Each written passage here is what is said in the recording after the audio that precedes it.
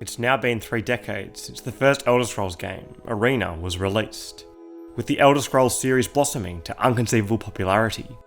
Immersed in the world of Tamriel, empires rise and fall, with many threats emerging, putting all of Tamriel in jeopardy. But through prophecy, heroes rise to the challenge and battle the evil bestowed upon the land of Elder Scrolls. The Eternal Champion in Arena, the Agent in Daggerfall, the Nerevarine in Morrowind, the Hero of Kvatch in Oblivion, the Vestige in Elder Scrolls Online, and the Last Dragonborn in Skyrim. Intertwined with these champions are stories and narratives. But what makes Elder Scrolls so alive is the depth that Bethesda writes these tales. History is being written and has been told, with countless books and conversations bringing Tamriel to life. But not everything we read or hear is true. Many events are left up to the player to decide or ascertain as to what really happened.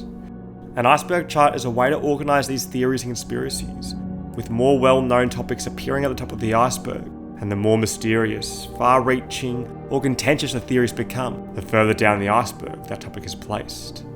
We've been going through an Elder Scrolls conspiracy iceberg that was created in 2019 over the past couple of years, and today we'll be going through the bulk of these. We'll essentially be remastering my previous videos on Skyrim, Oblivion and Morrowind, but including more evidence and fixing some mistakes.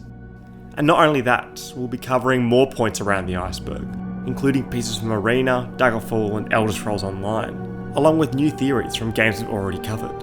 As we discuss these points in this iceberg, we won't be strictly sticking to talking layer by layer. We'll be grouping similar theories and chained points together to keep our conversation as fluid as possible. But now, as the scrolls have foretold, let's take a deep, deep dive into the enormous Elder Scrolls iceberg.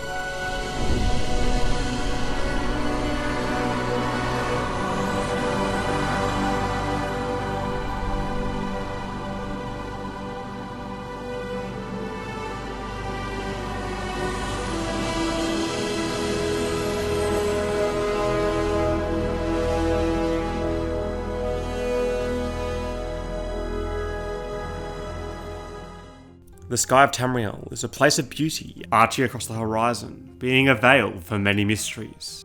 In the earlier games of Elder Scrolls, we were actually allowed closer to these heavens through the use of a levitation spell. Instead of us needing to cheese our way up a mountain to shortcut to a destination, levitation could be used to reach widely inaccessible places. But this also did lead to accidental findings. In Daggerfall, if we levitate over the High Rock seacoast, we can find a lone rock, with a door embedded in the centre. This transports us to the Mantle and Crux, a series of puzzles made to test those that seek to control the Numidian, a giant robot war machine that was created by the Dwemer with the intention that it was to become their new god. The Mantle and Crux is a plane in the Aetherius, heaven, and it's theorised to be the origin of all magic. And some took this doorway in Daggerfall literally, equating the doorway in Daggerfall's land of Iliac Bay to meaning that a portal to the heavens existed. But this is most likely just an entrance that developers used while making and developing Daggerfall, and its discovery could be one of the reasons come the release of Oblivion, players can't use a levitation spell anymore. In the Imperial City found in Oblivion, we can hear some discussions that might give us clues into why levitation is no longer around. He still teaches, though he lost his passion for it after the Levitation Act was passed. Can't say I blame him. He's getting older, but he can still teach a bit about alteration. He's been teaching it since before the Levitation Act of 421. In the 422nd year of the Third Era, the use of levitation magic was banned throughout the Empire. Levitation was removed from Oblivion, not only to hide potential developer secrets, but also to allow the more intensive cities to be able to load upon entering the city with a loading screen, as opposed to just being able to float over the city walls. Dover of the North supposes an unmentioned law-friendly explanation for why levitation was banned, and that it was that it made it difficult for the guards to apprehend floating wizards. The banning of levitation could make the public feel safe. But as proud to be Greek 1 and practitioner of Diogenes points out, the banning of levitation wouldn't really stop levitation from happening, as illegal things definitely happen still. The practice of necromancy was banned, yet many either ignored this decree or began practicing in secret. Why is this not the same for levitation? The Levitation Act was also enforced before the events of Morrowind, yet we can still levitate during Morrowind. Could this have introduced another plot hole while covering another up? Slavery was another practice that was outlawed by the Empire, eras before the event of Morrowind, but slavery was again seen in Morrowind. This was allowed due to the Treaty of Armistice, which Morrowind and the Empire had to create a lasting peace. Morrowind accepted the whelming presence of Imperial soldiers, where in return, they were allowed to continue practicing certain customs, such as slavery. Natura Sive Juice suggests that these customs and cultures could have extended to spells like levitation, which is why it was still allowed in Morrowind after the Levitation Act was implemented. There is another explanation for as to why levitation is no longer seen in Oblivion or Skyrim, but we will revisit that further down the iceberg. For now, the sky becomes an elusive destination, which adds to its mystery. The Khajiit are a people that are greatly influenced by the mysteries of the sky, but more specifically, the moon. Two moons can be seen orbiting the sky, Jode, the big moon god, and Joan, the little moon god. These moons create a lunar lattice, known as a Jaka-Che. The words of clanmother Anissi describes, Jaka-Che to you for Domai gives the lattice, for what is steadier than the phases of the moon? Your eternal motion will protect us from Anur's anger. Depending on the phases of the moon, a Khajiit could be born under many different forms. The Khajiit we see in Skyrim are Cathay, which occur when Jode is waxing and when Joan is full. And this appearance can change drastically when Jode is waning and Joan is new. This creates the Alfiq, who walk on all fours and almost resemble house cats. Mosine is an Alfiq we find in Elder Scrolls Online in Northern Elsewhere, and he details the Alfiq further. Many underestimate the Alfiq, seeing us as talking house cats. Or merely house cats if we choose not to speak around them. Sometimes we use this to our advantage, serving as information gatherers. Many took this as a hint that house cats are really Alfiq, in disguise, spying on Tamriel. House cats can be found in both Elder Scrolls Online and Daggerfall. Could these really be Khajiit spies? Well, there's only one way we can find out. Household cats have very weak receptors on their tongues for detecting sweetness, so are impartial to sweet food. Khajiit, on the other hand, can't get enough sugar in their meals. In the online quest A Pinch of Sugar, Shurundara explains moon sugar. Ha! You pull this one's tail, yes? A white powder, very sweet, used as spice for food. Some of us believe it gives true insight into Jaka-Che, where all fates are bound. Others use it to brew skooma. So make sure to leave some extra sweet food around your new house cat. But the Alfiq isn't even the strangest of forms that the Khajiit can take. But this other form requires darkness, the forming of a dark moon, a third moon. The Elder Scrolls Online contains a book, The Tale of Three Moons, in which it states that the lanterns of Joan and Jode are coaxed to make way for the Sky Guardian, the Dark Moon. This can be interpreted as Joan and Jode needing to be in eclipse in order to form the Dark Moon, and more specifically, this needs to be a solar eclipse, where both moons are blocking the sun. Khajiit that are born under this dark eclipse are tempted to the void. They follow a difficult path, Walker. Born under dark moons, the drum of Lorkhaj calls to them clearly. Or so the stories go. Shazar is a Khajiit that was born under the Dark Moon, and she details the Khajiit belief of this third moon. We've walked the two moons' path, the path of Joan and Jode.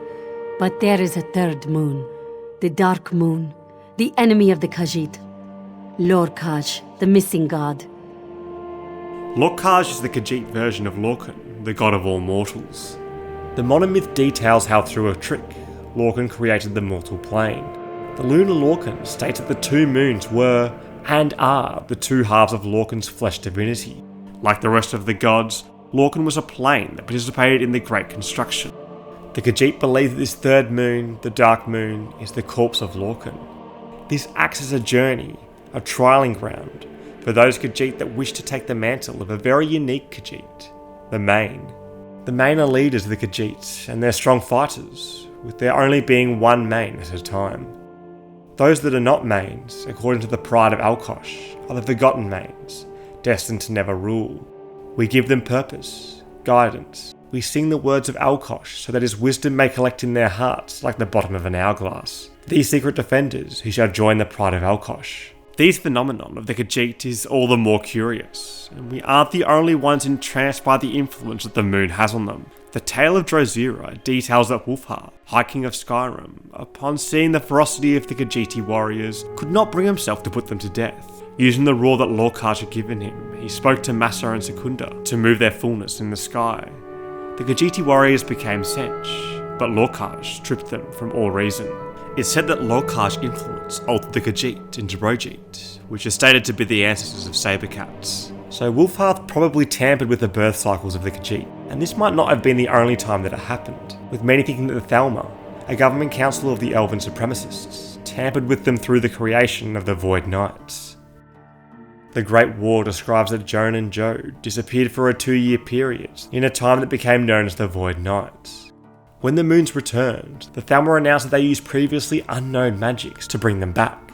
Because of this, the Khajiit regard the Thalmor as their saviour, and in turn forged an alliance with them, strengthening the Thalmor's power against the Empire. It's often thought that, more simply, the Thalmor didn't cause the Void Knights, but knew or predicted that it was going to happen, so they seized the opportunity. Knowing how deeply it would affect the Khajiit, they claim responsibility for its return, currying them favour. Grungehead 9375 relates this to an act performed by Christopher Columbus way back at the start of the 16th century. When Columbus first landed in Jamaica, the natives welcomed him, but due to Columbus's crew constantly raiding the villages, they became disgruntled, resulting in them no longer trading or providing any supplies to Columbus. So Columbus told the chiefs of the nearby tribes that his god was angry with them for ceasing to give them supplies, and as a sign of his displeasure, the moon would be taken away from them. See, Columbus knew that there was going to be an eclipse due to examining astronomers Abraham Zacuto's tables, and sure enough, when the night fell, the moon was invisible. All the tribes fell at Columbus's feet, promising to provide them with plenty of provisions. So maybe the Thalmor similarly had this level of information and manipulated the Khajiit. Or maybe they actually found a way to move the moons. Daggerfall Book of Jeffrey details a legend that Jeffrey weaved a song so beautiful that the very stars moved to its sway. If Jeffrey's music can affect stars, then why couldn't Wulfgar's powerful voice affect the moon? King Beron suggested that the Thalmor could have used sound to modify the moons and produced some sort of sound device to make the moons seemingly disappear. The Inducer produced a more peculiar theory for who could have caused the Void Knights. The Enrizra Kryn is a Khajiit criminal organisation having a long history. With the Zir Trajitazeri containing their public manifesto, "We have anger in our hearts, but not on our faces. We fight for elsewhere, but we do not ally ourselves with the Main, who symbolises our land."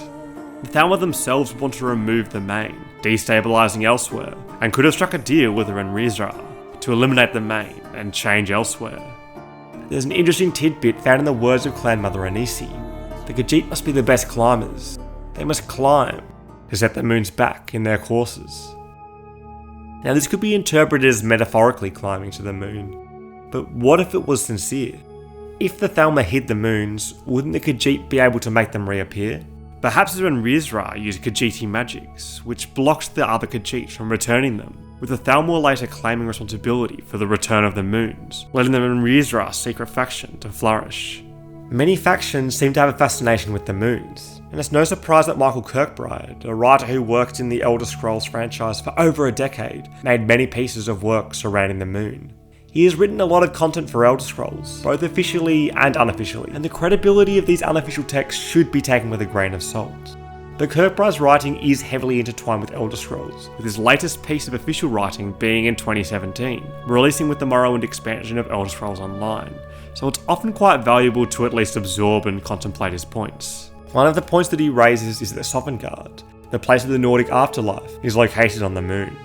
A place of beauty, valiant Nordic warriors enter the halls of ever-flowing mead and eternal life after valiant deaths in the mortal world. The sky displays the beauty of the universe, surrounding a peculiar white light. What could this light be? Some, like Broadman Spite, believe that this light is the linking of a portal, one that can be found in Skuldafn. This portal allows the passage of mortals into Sovngarde without needing to have died. It's protected by the dragon priest Narkrin, allowing Alduin, the World Eater, to travel to Sovngarde and feed on the souls of the dead. When the last Dragonborn vanquishes Alduin in Sovngarde, his soul is completely absorbed by the Dragonborn, and seems to dissipate back through this supposed portal, with the skies in Sovngarde dimming. This could imply that the portal is in fact this bright white light. But a more simple explanation could be that this bright light is just the sun, although Michael Kirkbride seems to indicate that this light is actually Nirn, the planet of Tamriel. Nirn floats in the void of Oblivion, and it's orbited by its moons. This could mean that Sovngarde could actually be on one of these moons. The Nordic god Shor, who they believe created Nirn, has a throne in Sovngarde. It's suggested that his throne is here so that he can overlook his creation, which is Nirn, which means that it would be fitting for Sovngarde to be on an object that rotates Nirn, a moon. However, this might not be entirely correct. The road to Sovngarde details that Sovngarde lies in the heart of Aetherius, waiting the souls of departed warriors. Another unlicensed text by Kirkbride, Cosmology, states that Aetherius surrounds Oblivion, with us being able to see Aetherius by stars. It seems a bit contradictory. Why would Kirkbride state that Sovngarde is on the moon? Happy V3 suggests that Kirkbride wasn't actually pinpointing the location of Sovngarde, more so it was just a personal interpretation. In this same thread that Kirkbride suggests that Sovngarde is on the moon, Sordak suggests that Sovngarde could be a shard of Shor that floated in Aetherius, which aligns more with the text that we find in Elder Scrolls Online. And Kirkbride responded to this with, "That's cool enough to be true. We don't see any continents or sunspots on that light after all." And this means that maybe Kirkbride doesn't have a definitive answer for where Sovngarde was, just postulating theories with quite an adamant tone. Maybe other moons are less mysterious, with more definitive answers. Although that might not be true either, as even the closest moon to Tamriel, Bardal, is clouded in mystery.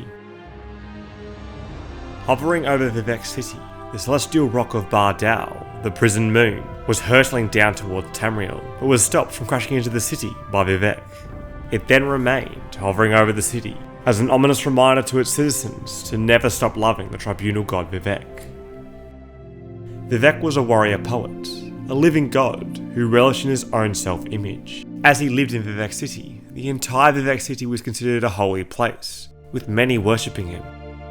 Bardal became the Ministry of Truth, being hollowed out to house a temple, imprisoning blasphemers in an attempt to reform them. But in the Fourth Era, Vivec mysteriously disappeared, and the Bardal began to fall towards the city again. Many souls were then captured and used to prevent the falling of the celestial rock.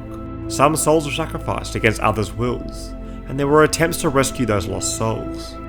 This resulted in the mechanism holding the Bardal to fail, and the rock plummeted down into the city, leaving a massive crater of destruction known as the Scathing Bay. Tsunamis were formed, which plagued Morrowind, and it triggered the eruption of the Red Mountain, devastating many. But why did this rock, the Bardal, plummet towards the city of Vivec in the first place? Was it just the fate of the solar system, or was it a more sinister, calculated move? Many think that this rock was sent with malicious intentions. The Tribunal campaigned the belief that Sheogorath threw the Bardal. Sheogorath is a Daedric prince of madness, and used to be highly revered in ancient worship. But as time went on, the Tribunal became the dominating religion in Morrowind, where they worshipped the goddess of Almalexia and the gods of Sothosil and Vivec. So much so that the hollowed out centre of Bardal ended up becoming a Tribunal temple, as it was a great place of importance to them. They wrote the book The Pilgrim's Path, which describes the shrines of the Seven Graces. The Shrine of Daring, to stop the moon, details that Sheogorath had rebelled against the Tribunal, tricking the moon Bardal into forsaking its appointed path through Oblivion. The Mad Star inspired the moon to hurl itself upon Vivec's new city, which Sheogorath claimed was built in the mockery of the heavens.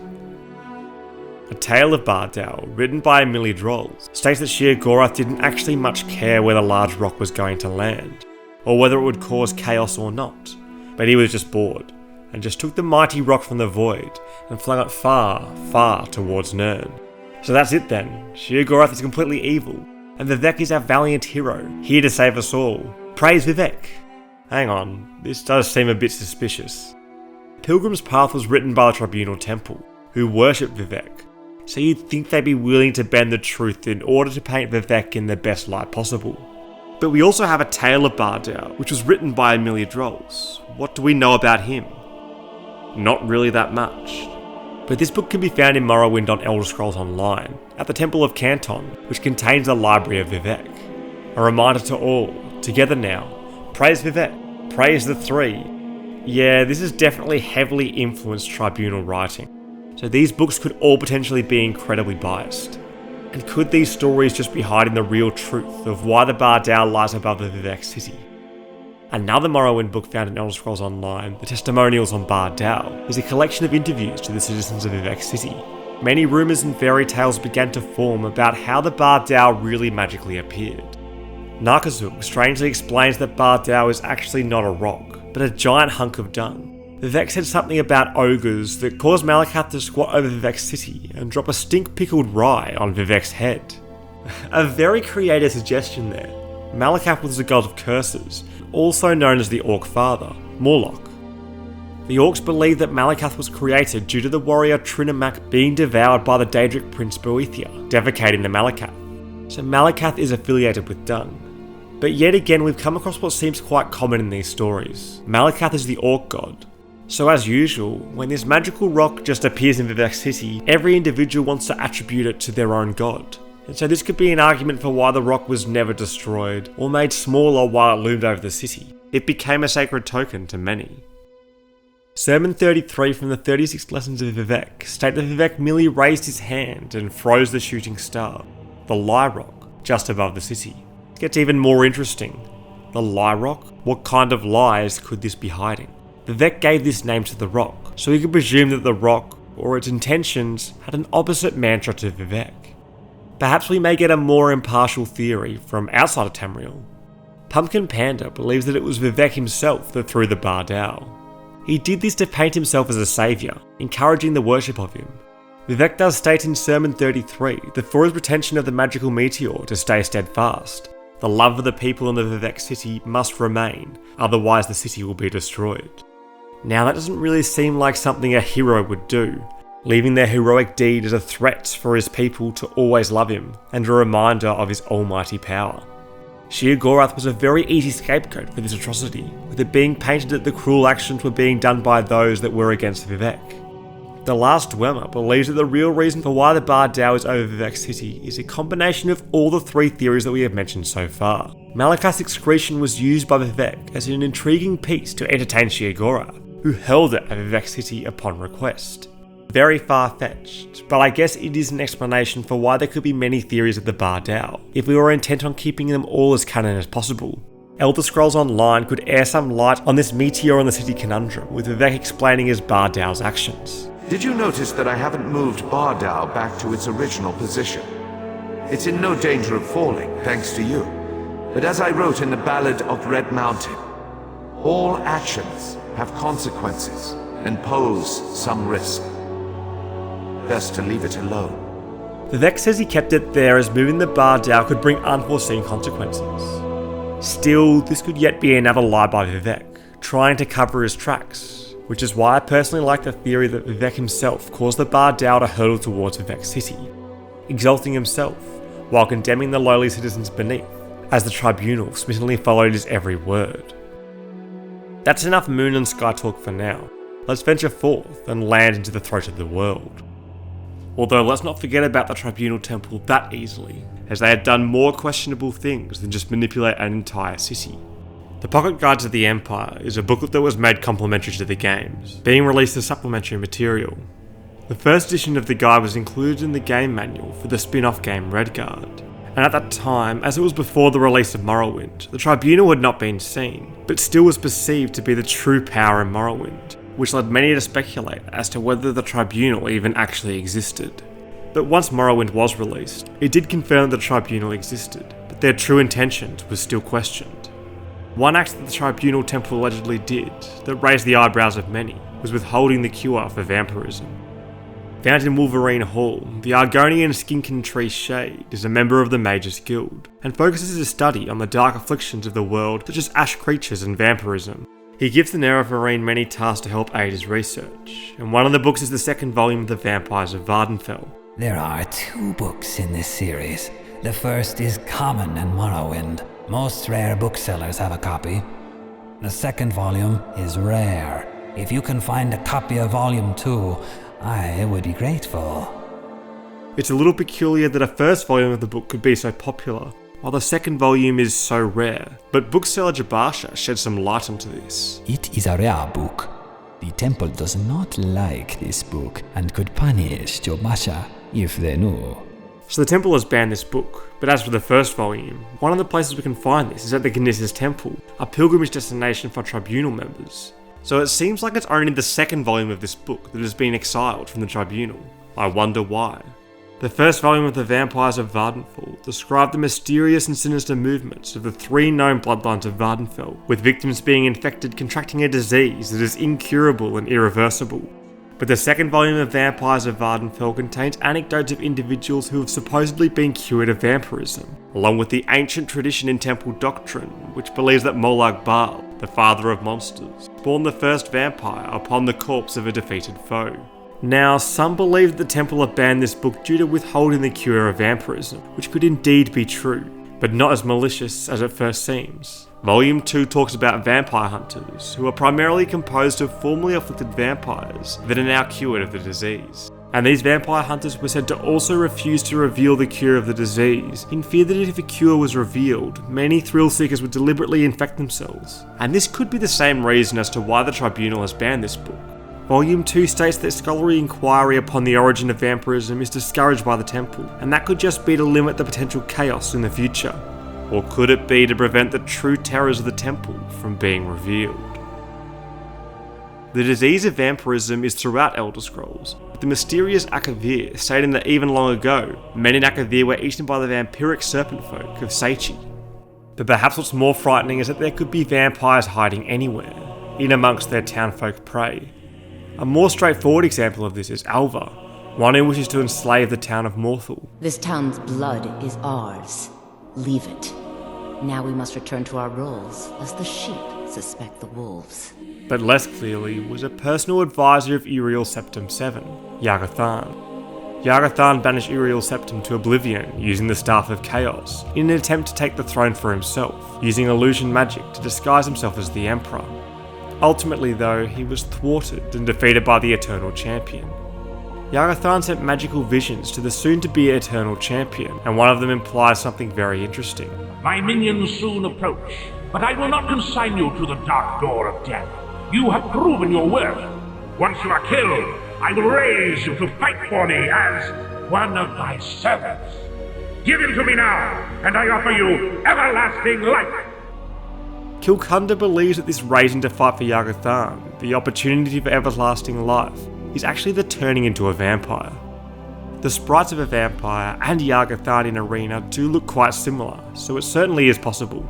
The Real Berenziah, Book 5, states that Yagothan is the worst qualities of all his combined bloods, which include Dunmer, which could be the reason for his red eyes, as opposed to vampirism. Vampire or not, it's safer that he's dead anyway. Fort Dawnguard is a place in Skyrim that is still pursuing the fight against vampirism, acting as a headquarters for vampire hunters of Dawnguard. It was found abandoned by Isran, the leader of Dawnguard, and was then used as a base of operation. Isran later explains that the fort was initially built by the Jarl of Riften, who used it to contain his son, having contracted vampirism. Back in the Second Era, the Jarl of Riften had a son, adventurous type. Too much for his own good, it seems. Wound up turning into a vampire. The Jarl, unable to kill his own son, spent a fortune building this keep and hiring men to guard it. Their job was to keep the Jarl's son contained within. Lord Harkon is a vampire and the leader of the Volkihar clan, and he mentions that he was once ruler. In an age long forgotten to history, I ruled as a mighty king. My domain was vast, my riches endless, and my power infinite. But strangely, he isn't mentioned in any history books anywhere. With such a vast kingdom, you'd assume there to be at least some books about Harkon being king, especially given the amount of writing that's in Skyrim. The Akaviri Potentate suggests that Harkon is actually the Jarl of Riften's son, which is why all of his past has gone missing, erased. Maybe all of the stories that Harkon tells the last Dragonborn are made up, maybe to inflate his own ego. As Hythunza1811 points out, Harkon is aware of the ancient vampire artifact, the Bloodstone Chalice, which could indicate that Harkon is indeed very old. But more conclusively, Harkon had a wife, Valerica, and a daughter, Serana, while it's surmised that the Jarl's son did not. Valerica and Serana are pure-blood vampires, daughters of the Cold Harbour, gaining their vampirism from Molag Bal. And this complexity of a network of vampires makes it harder to refute Harkon as a charlatan and a liar. Fort Dawnguard may have been built for Harkon, but but maybe for one of his victims, not himself. The Cold Harbour is a realm inside Oblivion, which is where the souls of vampires are sent to when they die, created and ruled over by Morlag Bal. An abandoned city found deep in the depths of Cold Harbour, the Hollow City has a tragic backstory. Long ago, this city existed in Nirn. It was alive and vibrant, and went by a different name. Its people were devoted to Prince Meridia, the Radiant One. They lived in peace and assumed themselves safe from any dangers. The city was thrust into the Cold Harbour by the Daedric Prince of Life, Meridia, in order to protect it, sending a dagger into Morlag Bal's side. But what was this city originally? Caramel theorises that such could have in fact been the Hollow City. Such was a prominent city located in the Gold Coast of Western Cyrodiil, having been recorded through many maps and stories within the Second Era. But come the Third Era, during the events of Oblivion, all that remained of a notable city was the ruins of Fort Such. It seemed that within the era, the entire city of Such has disappeared, with only the ruins of a fort left to tell the tale. If we look at Fort Such from above, we can see a clearing surrounding Fort Such, which is large enough to hold what would have been a reasonably sized city. Multiple scholars wrote in the Elder Scrolls Online of them visiting Such in the Second Era, while the Thief of Virtue details a master thief of the Thieves Guild, Ravius Tyrannus, having attempted to rob the treasures from the Baron Ignas's castle. With many of these events recorded in writing, Such seemingly did exist, but did this city just magically disappear? Some earlier E3 demo videos showed maps that contained Such in a way that was more likely going to be a full city, so potentially this was cut content, with the other references having accidentally been left in, but there's no actual lore reason revealed as to why Such was removed from Oblivion. But Such would soon start appearing again, originally appearing on a map in Elder Scrolls Online during the Dark Brotherhood DLC. So is there actually a reason in the lore as to why Such disappeared? The most common explanation would be that Such was quickly sacked, or abandoned before the events of Oblivion, with only the remnants of the fort remaining during the time of the video game. And Caramel thinks that this abandoning could in fact have been them transporting to the Cold Harbour.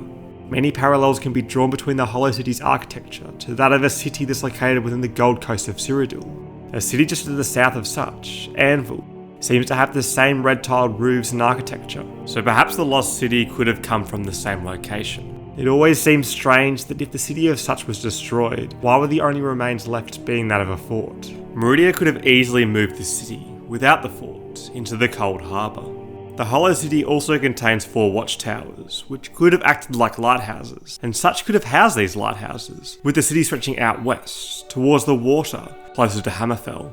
And originally in Elder Scrolls Online, the whole of the Gold Coast, which was where Such was blocked off by Veyron's Wall, in order to protect the lands from the Imperial Legion Leovic. If we peek through this wall, we can see 2 watchtowers in the area that Such should be located, so this does in fact relate. But now we've trapped this theory, as if Such was in fact the Hollow City that we can see in Elder Scrolls Online, we shouldn't be able to see any of the watchtowers from behind Veyron's Wall in Elder Scrolls Online. Although we could theorise that these towers were from a different part of Such, perhaps from that of the fort, that was selectively not moved. For us to fully understand the full legitimacy of this theory, let's map out a timeline of the events we can say took place in Such. We know by the 5th century of the Third Era, the only thing that remained of Such were the ruins of Fort Such. Elder Scrolls Online is set in the Second Era of the 6th century, which is when the Vestige encountered the Hollow City. It was stated that the original inhabitants of the Hollow City fled or died after the next few centuries after the city was moved. So if the city was Such, it should have disappeared well before the events of Elder Scrolls Online. Such can be found in multiple maps throughout Elder Scrolls history, and one of them is on the cover of the Elder Scrolls Adventures, Redguard, which displays a map of West Tamriel. As it's part of Redguard, we can date this map to the 9th century of the Second Era. Perhaps we could relate this to a sloppy reference to the Such fort. However, remember when we were talking about some scholars mentioning Such in their writings?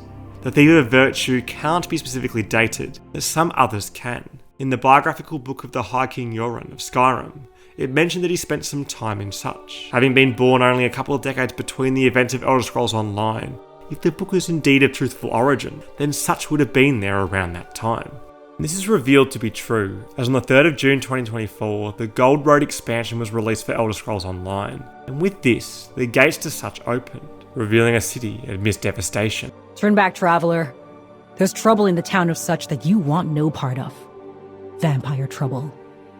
Although overrun by vampires, with most of the townsfolk turned and the city abandoned, it still remained on Tamriel, so parts of it was most likely not transported as the Hollow City. As for what city the Hollow City really was, a strong hypothesis is that the city is in fact a relocated city of Deladil. Deladil was a city filled with many scholars, artisans and dancers, having also been found within Cyrodiil. The inhabitants worshipped many different gods, but primarily they worshipped Meridia, who they built a magnificent temple for. But across the valley was another city, Abergalis, which held a dislike of Deladil and their newly built chapel. The king was driven to madness, sending his entire army to Deladil, wanting to kill off its citizens. But when the king and his soldier arrived, the land was empty, and the city of Deladil was gone. Meridia was said to be the one who moved the Hollow City, so it does make sense that she would move Deladil. Curiously, Abergalis can be found in Oblivion, hidden deep underground, with only the remains of a crypt left to tell its story. This can be loosely placed northeast of the Imperial City, so if there was a connection with such, could the city of Deladil be a long forgotten name of it? It doesn't really seem to be the case. Most likely, I'd say these pesky vampires was the true reason for such loss of story. Stories in Elder Scrolls are told through many ways. Written in books, played out through narratives, and etched into the landscape. And one of my most favourite ways of uncovering a story is through the displaying of a crime scene, a murder mystery. Elder Scrolls is no stranger to this, with many murders throughout the series not presenting a simple answer and killer. A good murder mystery answers the three pillars to an investigation: the motive, the means, and the opportunity. For example, in the Skyrim quest Blood on the Ice, we are tasked with solving a string of murders occurring in Windhelm, performed by one dubbed as the Butcher. Another girl killed. This is Susanna from Candlehearth Hall. Served me a drink just a few nights ago, but I can't say I knew her. Susanna's a third. It's always the same. Young girl, killed at night, body torn up. But I did notice that her coin purse was still intact, so whoever did this wasn't after gold. The murderer not going after money, and the consistent targeting of young girls in the middle of the night could help formulate the motive. And as for the means, the priest Helger discloses some useful information. The only unusual thing is the shape of the cuts. They look like they were made with... well, the ancient Nords used these kinds of curved blades when they embalmed their dead. I don't know who in Windhelm would even have something like that. Other than me, of course. So it seems like the murderer would need to have access to these embalming tools. Notes and clues could mistakenly lead to the accusation of Wunferth the Unliving, but upon further prodding, the real butcher, Calixto Corium, is revealed. Calixto is resolved to bring back his sister, Lucilla, through the bodies of others. Potentially his museum, the House of Curiosities, is a place where he can scope out potential victims. The House of Curiosities contains quite strange objects. One on display are Calixto's embalming tools. These tools were found in a crypt outside Windhelm. They belonged to the ancient Nords who dwelt in Skyrim before the days of the First Empire. Most scholars believe that the Nords of old used these implements to prepare their dead for burial. What macabre mysteries would these tools reveal if they could but speak? We have to wonder as to whether this story is true, or a story to disguise and cover up Calixto's shady life. Ah, now here's an item out of legend. This is Ishgramor's soup spoon. Now, I know what you're thinking. This is no spoon, it's a fork. Nobody can eat soup with a fork. Well, my friend, you did not know Ishgramor. So here Calixto just has a regular fork, under the story that Ishgramor uses it as a spoon for soup. He seems like a pathological liar, just trying to spruce up his museum. But perhaps there's one item in this museum that could save his reputation: the Book of Fate. Here is the Book of Fate, discovered in a secret room in the Arcane University. The writing in the book describes the destiny of its reader, so the words change from one person to the next. Some see only blank pages, and nobody knows why. Perhaps some of us are born with no destiny, or maybe the blank pages signify an imminent death. Such an alluring book, but the last Dragonborn sees the book as blank. Perhaps this is because we choose our own destiny. But maybe this book is not only blank for us. Equivalent Inflation believes that the Book of Fate, like many of the oddities of the House of Curiosities, is a sham and is a blank book for everyone. Calixto is a murderer, a deceiver, and it doesn't seem that feasible that he could get his hands on such an important book hidden in the Arcane University. But what makes this con clever is the description of the book.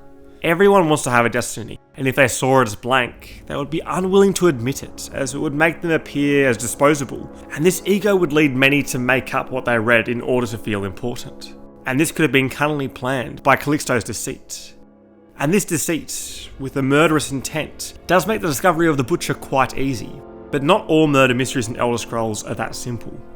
If the last Dragonborn follows the path of the Dark Brotherhood, Titus Mede II could become a target of one of the assassination contracts. Titus Mede II was leading the mighty Mede dynasty, but the once glorious empire had become a shadow of its former self, having conceded great portions of Hammerfell to the Dominion.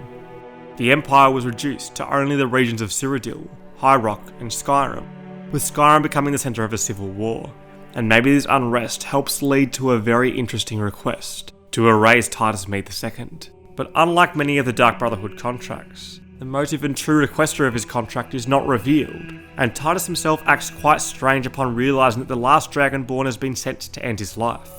The contract to kill Titus Mede II is first introduced through the quest Whispers in the Dark, where the Night Mother conveys that Amand Motier has a series of contracts which lead to the assassination of the Emperor, Titus Mede II. Many took this as a sign that Amand Motier is the one, hidden in plain sight, who craves the death of the Emperor. But why? The Motier family is known throughout Elder Scrolls to be a rich and powerful Breton family, with Francois Motier appearing in Oblivion, and Mirabelle and Lycienne Motier appearing in the Elder Scrolls Online, so the family has been around with its fortune for many centuries. They also seem to be constantly affiliated with the Dark Brotherhood. Mirabelle was an assassin of them, and Francois hired the Dark Brotherhood to fake his own death. So the Brotherhood, along with the Motiers, seems to be a recurring theme throughout the Elder Scroll games. Amand himself disposes of some of his many riches before the assassination of the Emperor, one being a jewelled amulet, as well as stressing there will be much more wealth after the fact. Oh, my furtive friend, when Emperor Titus Mede II lies dead, there will be gold, a fortune in gold. But there's more to this amulet than meets the ordinary eye. When it's taken to Thieves Guild member Delvin Mallory for appraisal, he shares the importance of this piece. This is an amulet of the Emperor's Elder Council, specially crafted for each member, worth a small fortune. Ain't something you give up lightly. So we can safely say that there's some sort of connection between Amand Motier and the Elder Council. And it would make sense that the Elder Council would have been involved with the forced removal of Titus Mede II. At the time, Titus was often regarded as a weak emperor, having been blamed for the decline of the Empire due to the less than favourable peace terms he made with the Thalmor.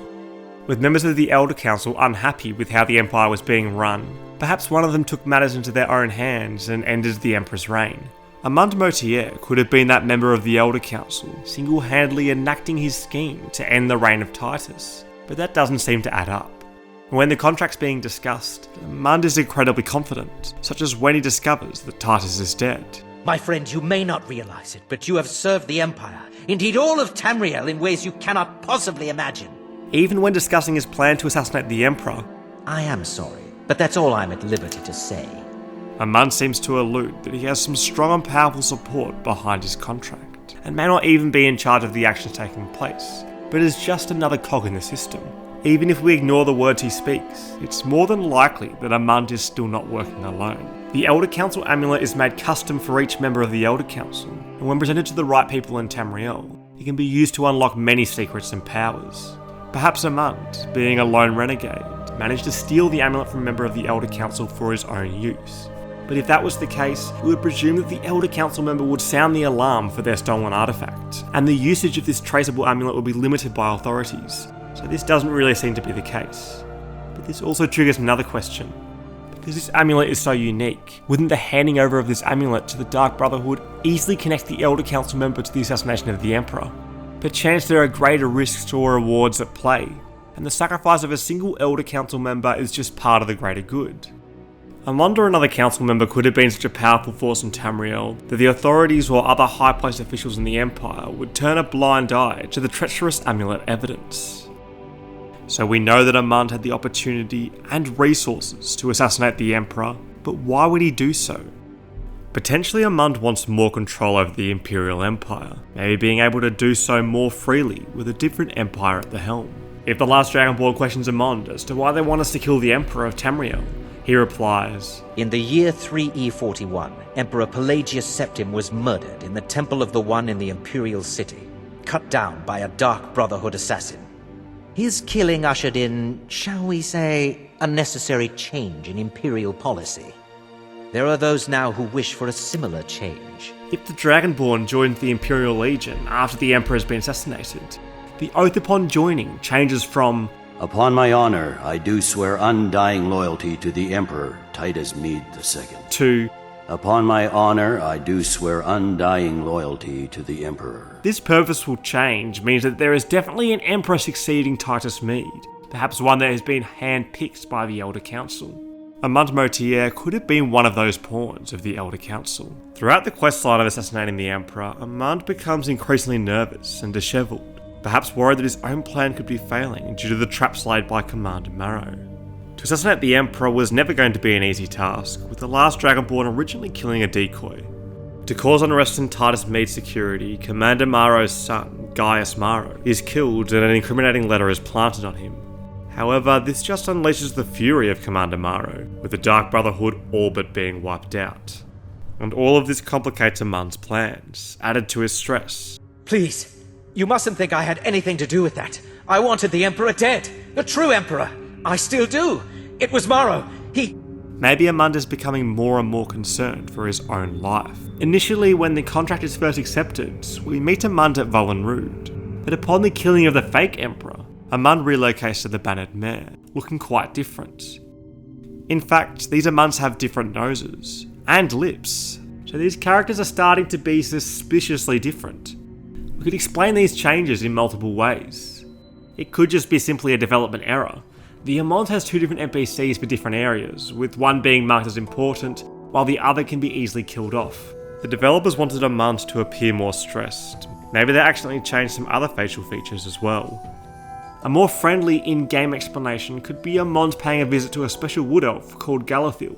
Galathyl is known as being the face sculptor, being able to change an individual's appearance. She stated that she has worked with people from the Empire before. "I count the nobility of both the Empire and the Dominion among my clients." So Amund could be going to the face sculptor to change his face and hide away from later pursuers. But if he's trying to hide himself, he definitely hasn't done a good job. So what if this Amund is actually an entirely different person, cleverly disguised to appear as the real Amund? Maybe Amund hid himself away, assuming that Titus would want revenge over the first failed murder attempt and would want to tie up loose ends. In a similar way to Titus, he had a double himself to send and take the fall. Or could the Elder Council have killed him off, punishing him for his earlier failure, and then when realising that the last Dragonborn was still pursuing the contract, posed a double to continue one of their many plans to dispose of Titus? Perhaps by Amund giving the Elder Council amulet to the Dragonborn, he already condemned him to death, supplying an explanation as to why his amulet would end up in the hands of a collector somewhere in Tamriel. There are many more suspects around the murder of Titus Mede II, and we've got another video that details more about this assassination and the suspects if you want to find out more. But now it's time for us to finally descend down the throat of the world. From this mountain, we can see the beautiful, great expanse of Tamriel. And this is something that Bethesda had intended to be a cornerstone of their game, with director Todd Howard explaining their attention to detail and world building back in the E3 demonstration in 2011. So we're interested in all the little details, like this plant here, the medium details of these logs and trees, and all the way up to distant mountains. And if you've played our previous stuff, you know that mountain is not just a backdrop. You can walk all the way to the top of that mountain. And this statement is technically true. We can scale these mountains using sheer determination and creativity, but not many mountain peaks can be reachable with a simple walking path. Todd Howard does like to stretch the truth when talking about these games. These NPCs are not scripted. And actually, the mountain that Todd was talking about in the E3 demo, the Throat of the World, the highest peak in Tamriel, actually has a path leading all the way up to the top of the mountain. Near the top of this mountain lies High Hrothgar, a monastery home to the ancient Greybeards. If pilgrims wish to journey to High Hrothgar, they must climb the 7,000 steps, a marked path that wraps its way around the throat of the world. And here's where we come across yet another of Todd Howard's promises. I have been promised 7,000 steps, and I'm going to count them. Yes. Our world artists are amazing. We have just an amazing team, and they put so much detail in the world. So they didn't blink when I said it must have 7,000 steps. So is Todd telling the truth? Is there really 7,000 steps up to High Hrothgar? Well, firstly, what do the 7,000 steps actually mean? Are they footsteps, or are they stairs? There's actually less than 1,000 visible step-like objects on the pathway. The legendary user 3389 actually spent their time counting every step on the way to High Hrothgar from Iverstead, and counted 732 visible step-like platforms. But with the steps being quite worn down, there are several large gaps between each flight of stairs. Perhaps many of the 7,000 steps have eroded away, or since been lost to the snow. But we still need to find room for 6,000 more steps. It just doesn't seem like it's possible. On the other hand, maybe the 7,000 steps mean foot paces, which Gaming Stack Exchange user Joe Doverkin did all the complicated maths for. An average human can walk the speed of 2,000 steps per mile, which means that 7,000 steps would be 3.5 miles long. And the average speed for walking is around 3 miles per hour, so this walk would take an hour and 10 minutes. But because this walk is on an incline, it would take a bit longer, around 1 hour and 40 minutes. Joe then walked from Iverstead to High Hrothgar in 23 minutes, which is 7 hours and 40 minutes if we use game time. This means that according to real time, it could be estimated as around 2,300 steps, while if we use game time, it would be an outrageous 46,000 steps. This supported Reddit user Countertired of Countin, who in walk mode walked all the way from the bottom of the snow to the doors of High Hrothgar and counted 1,804 stairs and 2,577 steps. And neither of these are close to 7,000. But let's not lose hope on Todd Howard yet. He would never let us down, and his promises are sacred. An explanation as to why there is actually 7,000 steps could be that Tamriel is on a 1 to 10 scale, so approximately 700 steps could scale to 7,000. And it's probably a blessing in disguise for our systems that there aren't 7,000 stairs. Jimmy is another amazing individual that counted High Hrothgar steps, and they counted 748 rather than 732. Counting these steps do lead to discrepancies, as there's so many of them, but there does seem to be a bit over 700 of them. But perhaps the true answer for this step conundrum can be found back within the lore of Elder Scrolls. The 5 Songs of King Wulfharth details the deed of the ancient king of Skyrim. The second song explains how Wulfharth rebuilt the 418th step of High Hrothgar, which had been damaged by a dragon. So then this should help us figure out how many steps there should be. All we have to do is find this repaired 418th step. But this is a problem, as every step along the path doesn't seem to have been rebuilt or repaired. In fact, the whole pathway seems to be dilapidated. Wulfharth was alive 3 centuries before, so maybe any evidence of his built step has since become lost with time. Although it doesn't necessarily mean that Wulfharth literally did repair any steps. This narrative only appears in the one book, and books in Elder Scrolls are notoriously not true, with many just being straight out propaganda. Tyre Marley and King Beron believe that the repairing of the 418th step is in fact symbolic, being quite a significant number. One of the most fantastical narratives in Elder Scrolls is the lessons written by Vivek. Each lesson finishes with, the ending of the word is ALM-SIVI. This last part is an amalgamation of the names of the gods that form the tribunal, but that's not the part that we are really interested in. It seems these have been inspired by the spiritual philosophy Thelema, with the sacred text, the Book of Law, stating in a similar fashion, the ending of the word is Abrahadabra. And in Thelema, Abrahadabra represents 418, signifying the great work accomplished. So perhaps this number is also sacred in Elder Scrolls, especially as the 5 Songs of King Wulfharth and the Lessons of Vivek were both first introduced in Morrowind. So maybe the repairing of this step is just figurative, maybe just being a sign that its great work was completed. And this doesn't get us any closer to figuring out where all these 7,000 steps are. Maik the Liar is a source of lots of information. Although talking a lot of rubbish, some valuable insight can often be gleaned from his ramblings. He's an Easter egg, used by developers to break the 4th wall and talk to the players directly. He also has something to say about the 7,000 steps. Maik once walked to High Hrothgar.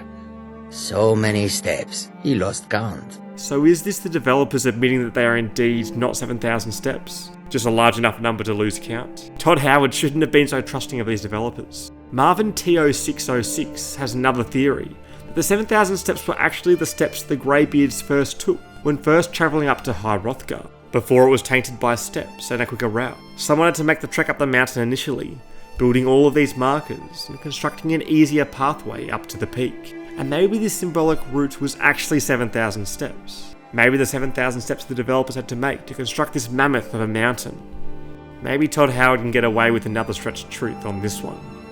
Now that we've descended down these steps, it's time to discover the surface layer. And doesn't it still seem cold out here? When we were walking down the throat of the world, Dovahkiin noticed a skeleton of a dragon half buried in snow, and theorised that Skyrim was getting colder. Throughout Skyrim, mammoths and saber cats can be found, which are animals that are found in very cold environments. Far north of Tamriel, past the Sea of Ghosts, is the frozen continent of Atmora. It's thought that due to the cooling of the worlds, the Nords migrated from Atmora to Tamriel. One of the most notable events of this was Ysgramor and the 500 companions, sailing over to Tamriel to avenge their fallen comrades from their first migration. Frontier Conquest states that Ysgramor was certainly not the first human settler in Tamriel. In fact, in Fleeing Civil War in Atmora, as the Song of Return states, Ysgramor was following a long tradition of migration from Atmora. Tamriel had served as a safety valve for Atmora for centuries before Ysgramor's arrival. Labryinth spent their time mapping out the historical movements of many different human races in Tamriel, and as we mentioned, the Nords were said to have come from the frozen continent of Atmora, with the Bretons being descendants of Nord slaves relating to the 500 Companions' War. The Imperials also appeared on Tamriel from slaves, while the Red Guard invaded from a continent to the west of Tamriel. But one piece of literature could refute the thought that the Nords came from Atmora, and rather, they are actually from Skyrim. Children of the Sky details that the Nords consider themselves to be the children of the sky. They call Skyrim the throat of the world, because it is where the sky exhaled the north wind on the land and formed them. Now, this writing could easily be propaganda written by the Nords, trying to instill their ownership of Skyrim through texts. But what if this was true? What if humans were always in Tamriel? A children's Anuard states of an old land, like a Pangaea of sorts, split into lands, with the ruined realm becoming Tamriel.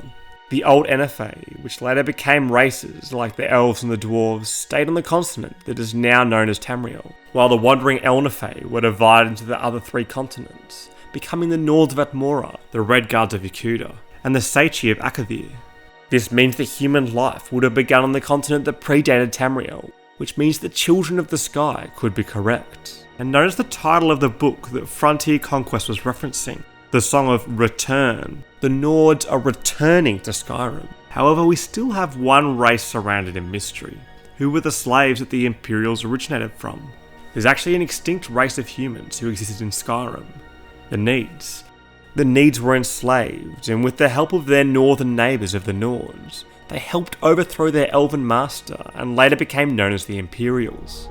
Labaro goes on to theorise that these Needs are actually indigenous to Tamriel and did not migrate like the other humans, meaning the Needs would have been part of the old Elnefe. Although this could have been refuted, with the children's Anuard also concluding that eventually men returned to Tamriel, which means that for a time, man was actually not on Tamriel, but this also means that they have previously been there before. Although the Nords returning from Atmora may not have been because of the cold. The Song of Return Volume 2 states that on the day of the final passage, the day when Ysgramor and his 500 companions ventured out to reach Skyrim, was the time when the many oared fleets would last see the distant green summers of Atmora. But this would definitely imply that Atmora, and perhaps Skyrim, was much warmer then. William Futsi 8970 points out that many Nordic runes have a heavy representation of snakes, but they cease to exist at the events of Skyrim.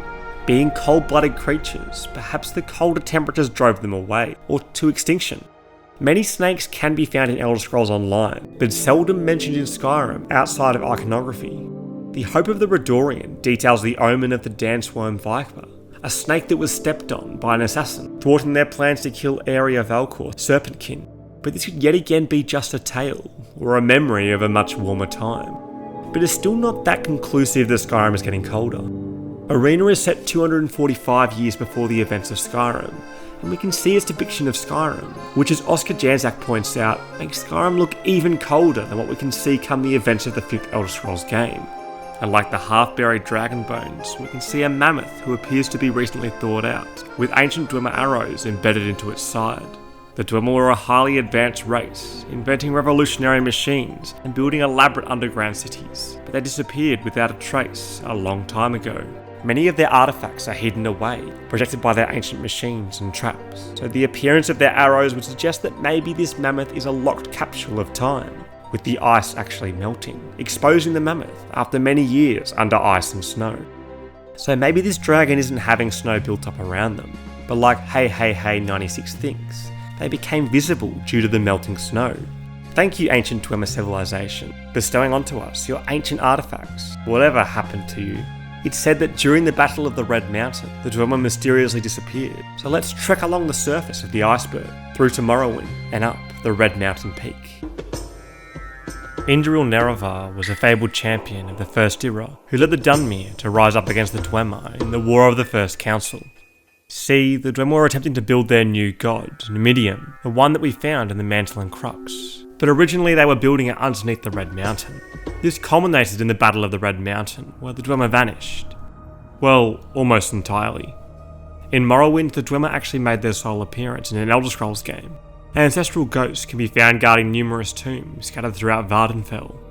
But if the entire Dwemer race did indeed disappear, why are there some spectres still remaining on Vardenfell? And why don't they appear anywhere else on Tamriel, at least where other games portray remnants of Dwemer life? There isn't really an in-game explanation for these Dwemer ghosts, but this hasn't stopped many theories being proposed. Carol Dagoth proposes that the Dwarven spectres are not really ghosts, but are just projections, recorded images of the Dwemer that once were. The Dwemer, with all of their highly advanced technology, could definitely have created some sort of artificial conscious to remain in their stead.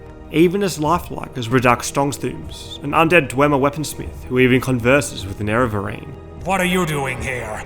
Leave an old spirit to his haunts. But this isn't the only logical explanation that these Dwemer spirits could be hiding. The Morrowind Dwemer ruins are mainly scattered around the Red Mountains, near where the Heart of Lorkhan was, which they were using to power the Numidian. The Heart of Lorkhan was a divine spark, a result of the shattering of Lorkhan, the god of all mortals. His heart plummeted to Tamriel, and with it, many of his powers, locked in this magical stone. When the Dwemer first discovered this stone, Lord Kagrenak instructed them to extract the divine power of the Lorkhan heart, with the belief that it would make the Dwemer race immortal. But ironically, this resulted in widespread bloodshed, with the Dwemer ultimately disappearing.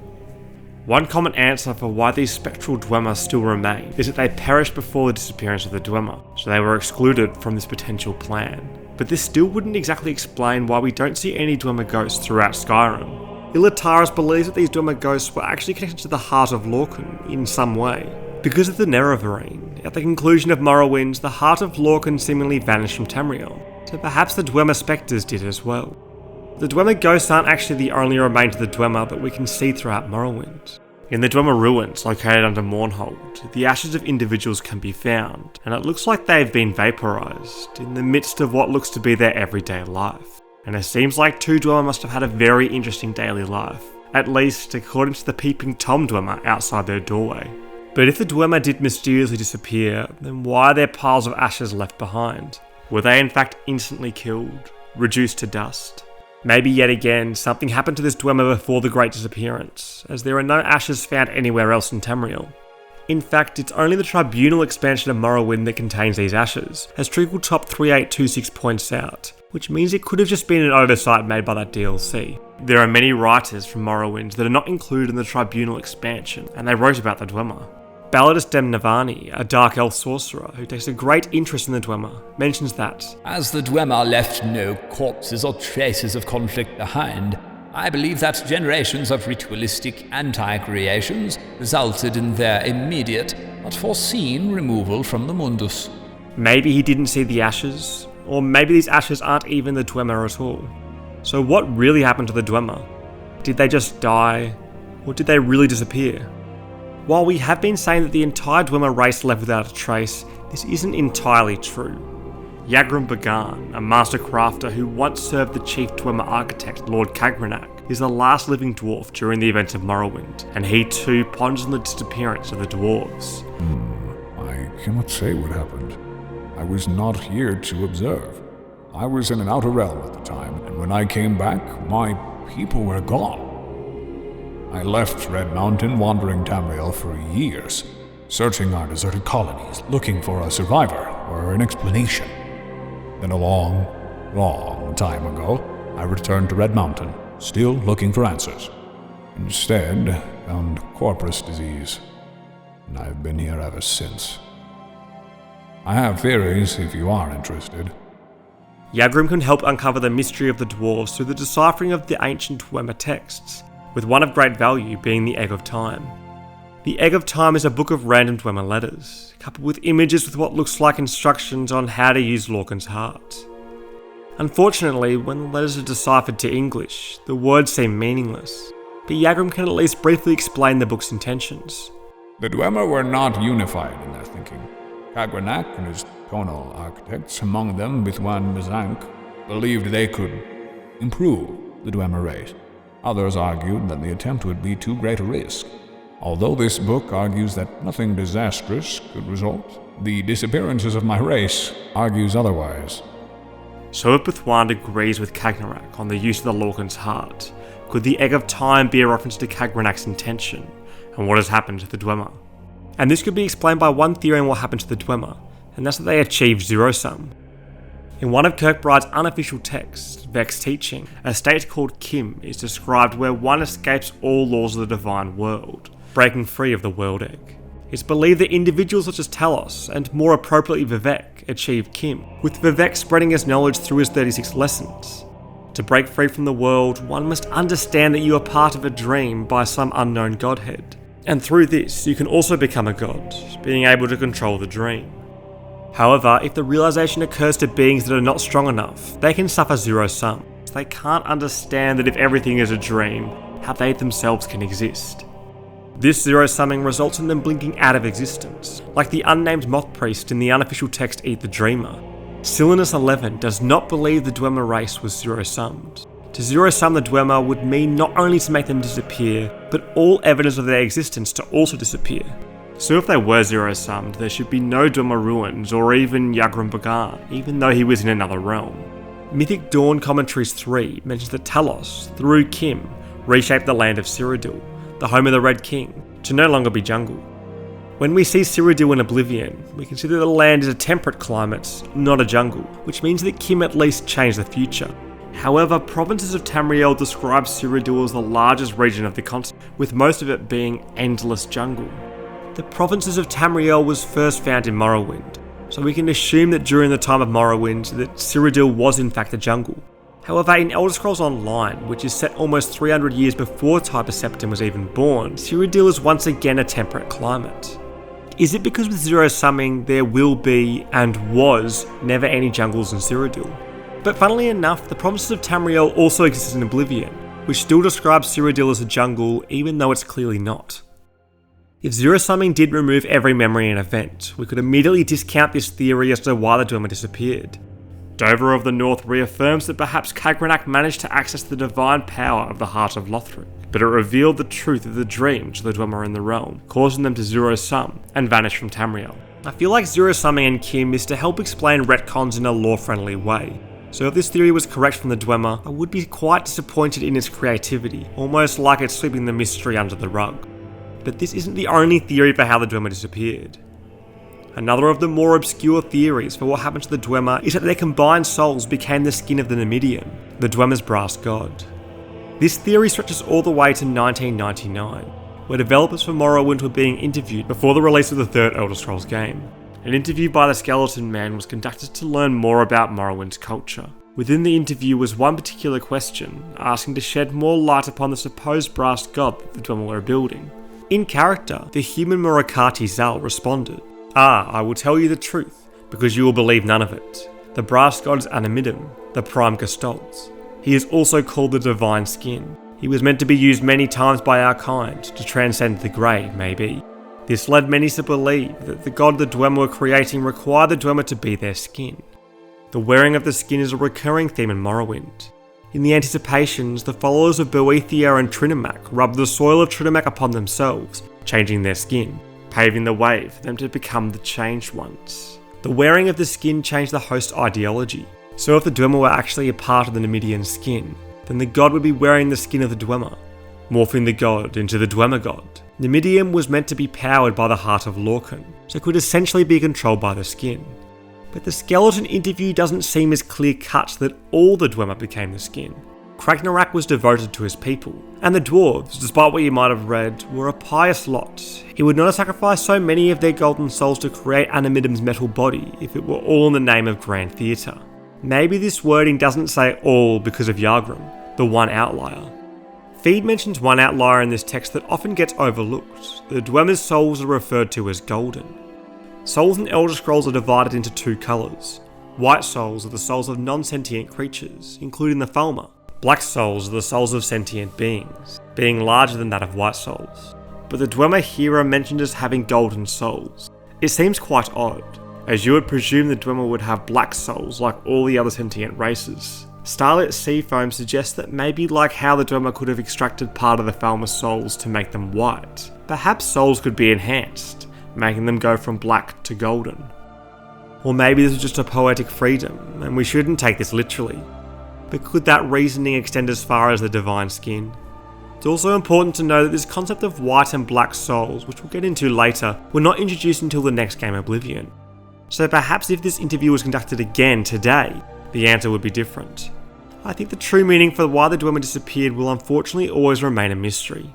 It could be a more simple answer that either the Dwemer were completely destroyed, or they all ascended into another realm, like Khagrenak intended. But I think the absence of Dwemer ghosts after the game of Morrowind is primarily to just increase the mysticism around an almost alien civilization, one that would be immediately brought down to Earth if you could converse with them. And without a doubt, when we lost the Dwemer, we lost a huge amount of technological advancement, perhaps even shifting all of Tamriel into a state of technological decline. Come Skyrim, Nords seem to know nothing about the history of Tamriel, with one of the most technologically advanced things that we see from the Nords being a simple watermill. Soviet Heavy compares Morrowind to Skyrim, and notes that Morrowind has quite an industrial look. But when we reach Skyrim, we are shown a more medieval environment, with armour like plate armour becoming increasingly rare, reduced to simple leathers and chainmails. Some suggest that this is because Tamriel is exhibiting post-apocalyptic traits rather than pre-industrial traits. In Daggerfall, when you are caught by guards, you actually have the right to go to court and to argue your case, with this criminal justice system allowing you to reduce your sentence. But when we get to Skyrim, or even Oblivion, if a guard believes that you are guilty, you can be arrested on the spot, with trial seemingly no longer in existence. Rosario de Spada refutes this though, drawing us to the fact that one of the original characters the Dragonborn meets, Rogvir, had actually had a trial and was being executed for treason, which means that trials could be present in Skyrim but just remain unseen. The changes between Morrowind and Skyrim could also be put down to just a simple change in art style, and how we have changed to a more Nordic culture come Skyrim. Anti-Chris theorises that actually technology has been improving, with the main evidence for this being around the Dwarven armour. The Dwemer did disappear a long time ago, and archaeologists and adventurers were discovering whispers of their advanced technology in both Morrowind and Skyrim. The Dwemer armour in Morrowind has a higher value in strength, but when we get to Skyrim, although the armour is rare, it's not a useful kind of armour, with it being easily outpaced by other armour, suggesting that there has actually been advancements. This armour though could be imitations or adaptations of artefacts found, with the Skyrim version just being worse. An additional argument for why technology hasn't progressed in Skyrim is that everyone is spending their time and their energy researching magic instead of technology. This can be seen in universes such as Harry Potter, where magic is prominent and technology is minimal. If a problem is solved relatively early with magic, the further steps into technological growth would not be followed. However, magic could also be declining in Tamriel, along with technological regression. Kevin J4204 counted the spell tomes in the different Elder Scrolls games, and counted 118 spells in Morrowind. But come Skyrim, there are only 44 spells. In Morrowind, the Dwemer ruins of Necheleftingeth are being excavated, with Cornelius writing up a report based upon his findings. He laments the fact that he didn't have access to the arena spell, Passwall, which is the ability to destroy up to 3 walls. If only the secret of Passwall were not lost nearly a generation ago. With a few of these precious scrolls, I would be in the lower levels already where the real discoveries are to be made. And for those of you who remember all the way back to the start of this video when we were discussing levitation, another explanation for why levitation has disappeared could be due to this loss of knowledge. So why does all of this technology and magic seem to be getting lost? Off-road overlords believe that this is due to Tamriel constantly suffering major setbacks. The Oblivion Crisis, the Battle of Red Mountain, emperor assassinations, all of these catastrophes happened in quick succession, with civilization never having time to fully recover. Or maybe the Dwemer just took all this knowledge away with them. They are so smart after all. But perhaps not everything the Dwemer did was so high and mighty. The Falmer, a study, describes the plight of the Falmer, the snow elves that inhabit the darkest depths of Skyrim. After their defeat by the Nords, the dwarves of old agreed to protect the Falmer, but at a terrible price, for these Dwemer did not trust their snow elf guests, and forced them to consume the toxic fungi that once grew deep underground. As a result, the snow elves were rendered blind. These Falmer have white souls, which is quite peculiar. As we were mentioning earlier, black skulls in Skyrim are those of sentient beings, while white souls are lesser. So why are the Falmer being classed as lesser beings? Dover of the North thinks that it could be because they just aren't considered a civilized race. Guild Memo on Soul Trapping introduces the categorization of souls, and it seems to be categorized based upon opinion. The spells were made based upon who the Mages Guild defines as a lesser being and illegal to capture. But there's another more sinister theory about the Falmer, and that's involving the Dwemer, and how they abuse the Falmer, transforming them into white souls through experimentation. The Falmer were forced to live underground and became blind. But maybe this was a side effect of the Dwemer turning the Falmer into beasts, making them lesser individuals, changing their souls to white. The automations of the Dwemer are powered by a white soul gem. Maybe the Falmer souls were being used by the Dwemer to power their machines. Truly horrid. And this is one of many disturbing cases throughout Tamriel, and perhaps Crassius Curio is one of the most disturbed. Councillor of the Great House Halalu, Crassius Curio is by namesake a crass and curious imperial noble. Well, maybe perverted or creep are better descriptors. When the Nerevarine is persuading council members to name the Hortator of Halalu, Crassius demands that they undress themselves before he sponsors them. This kind of perversion carries its way into his writing. An admirer and creator of the arts, Crassius wrote the play of the lusty Argonian maid, at least according to the history books. In Western Bancorai, during the Elder Scrolls Online, the lusty Argonian maid can be found again. But the strange thing is that Elder Scrolls Online is set an era before the Nerevarine encounters Crassius. So could Crassius just be slowly aging, or an immortal Imperial? The more likely reason is that Crassius actually plagiarised this work. Being such a perverted individual, this could be yet another string to his bow. But unlike other councillors of the Great House Halalu, Curio is one of the least corrupt. So does that really align with plagiarism? Brinjar Zimbana backs up Crassius' legitimacy and refers to the book The Argonian Maid and Oral Tradition.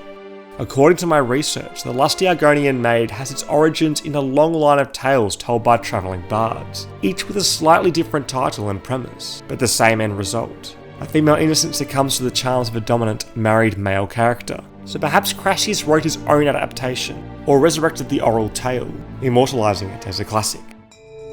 Or maybe, if you think like Occupy Tamriel, Crassius is just a time traveller, taking his books into the past. It's a bit of a mad theory, but I guess we're all a bit mad ourselves. So you may as well go to the madhouse, the Shivering Isles, and keep exploring this mania of an iceberg.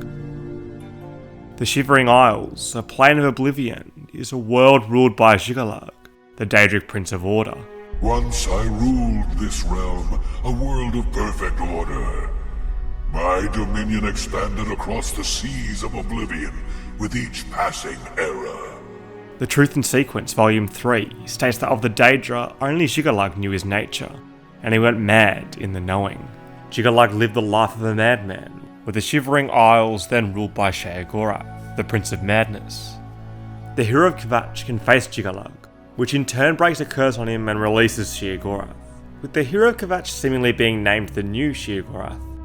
Come the events of Skyrim, we can encounter Sheogorath in a seemingly new form. You know, I was there for that whole sordid affair. Marvelous time! Butterflies, blood, a fox, a severed head, ho ho ho, and the cheese! To die for. This Sheogorath could be referencing different events in Oblivion. The butterflies could be a reference to a room made of hundreds of butterflies. And the blood could be a reference to the blood of the Daedra quest. The fox could be a reference to the Grey Fox from the Thieves Guild. A severed head could be a reference to Matthew Bellamont's mother, whose head was severed and placed on display by the Dark Brotherhood. The cheese could also be a reference to the Oblivion quest, in which you have to take a wedge of Olroyd cheese from the Border Witch Inn and attract rats with it. Yet the most crucial part of this dialogue is the line, "I was there for this whole sordid affair." The Oblivion Sheogorath's Zhigalug could have witnessed these events from afar, but he wasn't a direct observer. The hero Kvatch was the one there for all these events. So then why does the Sheogorath in Skyrim act the same as the one that's found in Oblivion, and not like the hero Kvatch? Why do they also look quite similar? Well, there is a process in Elder Scrolls known as mantling. Mantling involves an individual taking up a role, basically stepping up to the mantle, by impersonating another individual until there is no functional difference between the two entities. At the end of the Oblivion questline with Sheogorath, Zhigalug states that, "This realm is yours. Perhaps you will grow to your station. Fare thee well, Sheogorath, Prince of Madness." This perhaps indicates that the hero Kvatch will be slowly melting into their new identity of Sheogorath. Some argue that the hero Kvatch is actually not Sheogorath, with the whole quest in Oblivion being one big prank by Sheogorath to drive the hero Kvatch insane. And I wouldn't put it past Sheogorath. Maybe Sheogorath is driving us all mad, pranking everyone by creating all the bugs and glitches in the Bethesda games. I'm not really sure how he made it to Starfield though. Ultimately though, it doesn't seem that likely, as the Museum of Oddities, a museum of odd exhibits in Oblivion, can have an unusually shaped piece of amber donated to it, and this piece of amber seems to resemble Sheogorath. If this piece is donated by the player before seemingly becoming Sheogorath, the proprietor states that it looks like her lord. If it isn't the spitting image of Lord Sheogorath himself. So lifelike you can almost see his bad eye twitching. Perfect! Yet if you donate this amber after the implication that you have become Sheogorath, she states that it looks like you. Well, if it doesn't look just like you, so lifelike, my patrons are going to absolutely adore this. Others state that the hero Kvatch is actually a temporary Sheogorath. After they have mantled Sheogorath by beating Zhigalug, it takes some time, but the real Sheogorath does return, and the hero Kvatch is removed from the role. This is supported by a Lore Master's archive post on Elder Scrolls Online, with Haskell, the Sheogorath's Chamberlain, stating that they themselves mantled Sheogorath during an event in a previous time. I'm a vestige, all that remains of a mortal from your world who mantled Sheogorath during an event in a previous time. As a fragment, my memory of the event is fragmentary. I am hazy on the entire concept of mantling, but it had something to do with the Lord Sheogorath, myself, and this Zhigalug whom you speak of. I have asked the mad god to explain it to me, but he just laughs and says maybe he'll tell me about it next year, whatever that means. So the hero Kvatch could have been Sheogorath, but that's not the only figure that they have been theorised to be. Many believe that Pelennor Whitestrake and the hero Kvatch had too much in common to be separate entities. The Pelennor Whitestrake, who was often regarded as the Divine Crusader, was a legendary warrior, conquering kingdoms, becoming Alicia's champion. In the Knights of the Nine, the hero Kvatch meets Pelennor Whitestrake through a vision, who helps the former on their quest to defeat Urumul the Unfeathered. Throughout these quests, the hero Kvatch assembles the armour of Pelennor, and at its conclusion, also gains the title of the Divine Crusader, and people like Wooftapoof suppose that the hero literally becomes the incarnation of Pelennor Whitestrake through this process, taking its mantle. The main reason for this is the hero Kvatch following in the footsteps of Pelennor, fighting his nemesis Umaril, using his items. But the narrative of Pelennor is not as simple as it seems. Written over 8 volumes of the Song of Pelennor, a disjointed and mysterious tale can be told. In the 3rd volume of this song, Pelennor slays the sorcerers kings of the Aliens and screams praises to Riemann, a name that no one knew yet. Now Riemann Cyrodiil was the first emperor of the Second Era, which is long after these events have taken place. So how could Pelennor be predicting events that happen eras in the future? This is the crux of a theory that Pelennor is a time-travelling cyborg. Even Kirkbride stating that Pelennor is a robot in an Ask Me Anything chat. But while this is confirmed by an ex-writer who's not really involved in the game anymore, it doesn't necessarily mean that it will become true in the game. So what can we see within the Elder Scrolls universe that could prove this? Volume 1 of the Song of Pelennor states that he was known as Pelennor the Whitestrake because his left hand was made of killing light. This killing light was interpreted to be some sort of cyborg technological weaponry. There are vague references of the Riemann Empire embarking on space programs throughout some complementary texts. The 3rd edition of the Pocket Guide to the Empire states that visits to the Arthurius occur less frequently than to Oblivion, for the void is a large expanse, and only the stars offer portal for ethereal travel, with the expeditions of the Riemann dynasty being some of the most famous attempts in history. space and light. It sounds like quite an outlandish theory, so of course many refute this, with some like King Stuart Lewis stating that the killing light in Pelennal's arm could be a sorcery such as the Adric Spear in Elder Scrolls Online.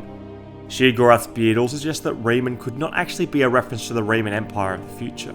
Riemann also translates to Light of Man. If Pelennal was crying out, the Light of Man, he could have been declaring victory with some poetic flair. The Light of Man could be meaning the start of the Age of Man, with the Aelids succumbing to their ultimate downfall. Another theory, which could be the plight of many books in Tamriel, is that these books are being used to artificially recreate history in order for Pelennal or the Riemann Empire to look good in history. Volumes 1 to 6 of the Song of Pelennal are explicitly stated to be taken from the so-called Riemann manuscript located in the Imperial Library. So maybe the Riemann Empire are just inserting themselves into a history book, portraying that even the great Pelennal Whitestrake would fight for the Riemann Empire. And this muddling of history can also be used when discussing the origins of Pelennal. Even though Pelennal was said to have died after his fight with Umaril, having been cut into 8 pieces and carried away, years later in the 8th volume it's said that Pelennal was at Alicia's deathbed, although this also encourages the theory that Pelennal was using some sort of time travel. One of the most common theories, and less far-fetched than space colonisation, states that the hero Kvatch travelled back in time to consume the role of the Divine Crusader, taking the name of the Pelennal Whitestrake. Pelennal Whitestrake was known to be insane, having streaks of madness where he would kill without purpose. Note that near the end of the hero Kvatch's adventure, they could have become the Sheogorath, being the Prince of Madness. This theory states that Akatosh is the one that sends the player back in time, with the Pelennal stating that Akatosh and him have a shared madness. When the hero Kvatch first meets Uriel Septim, he foreshadows his destiny. The dawn of Akatosh's bright glory may banish the coming darkness. With such hope, and with the promise of your aid, my heart must be satisfied. The dawn of Akatosh's bright glory implies that the hero Kvatch is in fact Akatosh's companion. So could Akatosh's companion be one and the same, the hero Kvatch and Pelennal Whitestrake?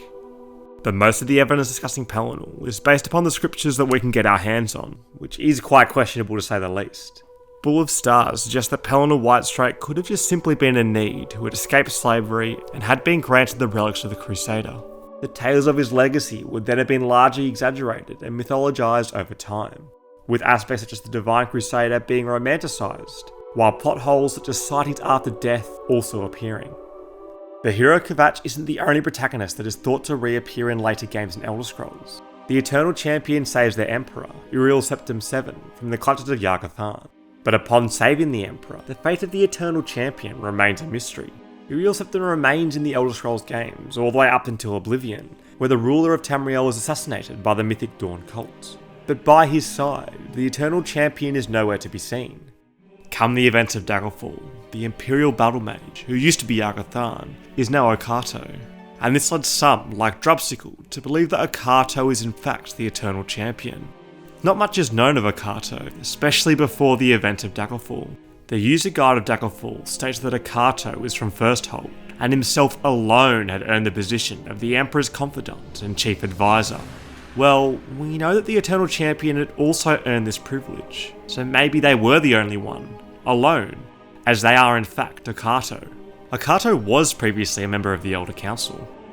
The Eternal Champion was friends with Rhea Silmain, one who helped them defeat Yharg-Otharn. Arena's player guide depicts that the Eternal Champion had known Rhea since he had been summoned to court to learn under her tutelage the ways of sorcery, and perhaps this led him to become a mage himself, Okato. However, there are other theories for who the Eternal Champion could be. Pistine believes that the commander of the Imperial Legion, Adamas Philida, could be the Eternal Champion. Adamas had been serving the Legion for a long time. It is a wonderful city, and I'm proud to have served her for 40 years. But I'm ready to retire. Let the young folks take over the reins.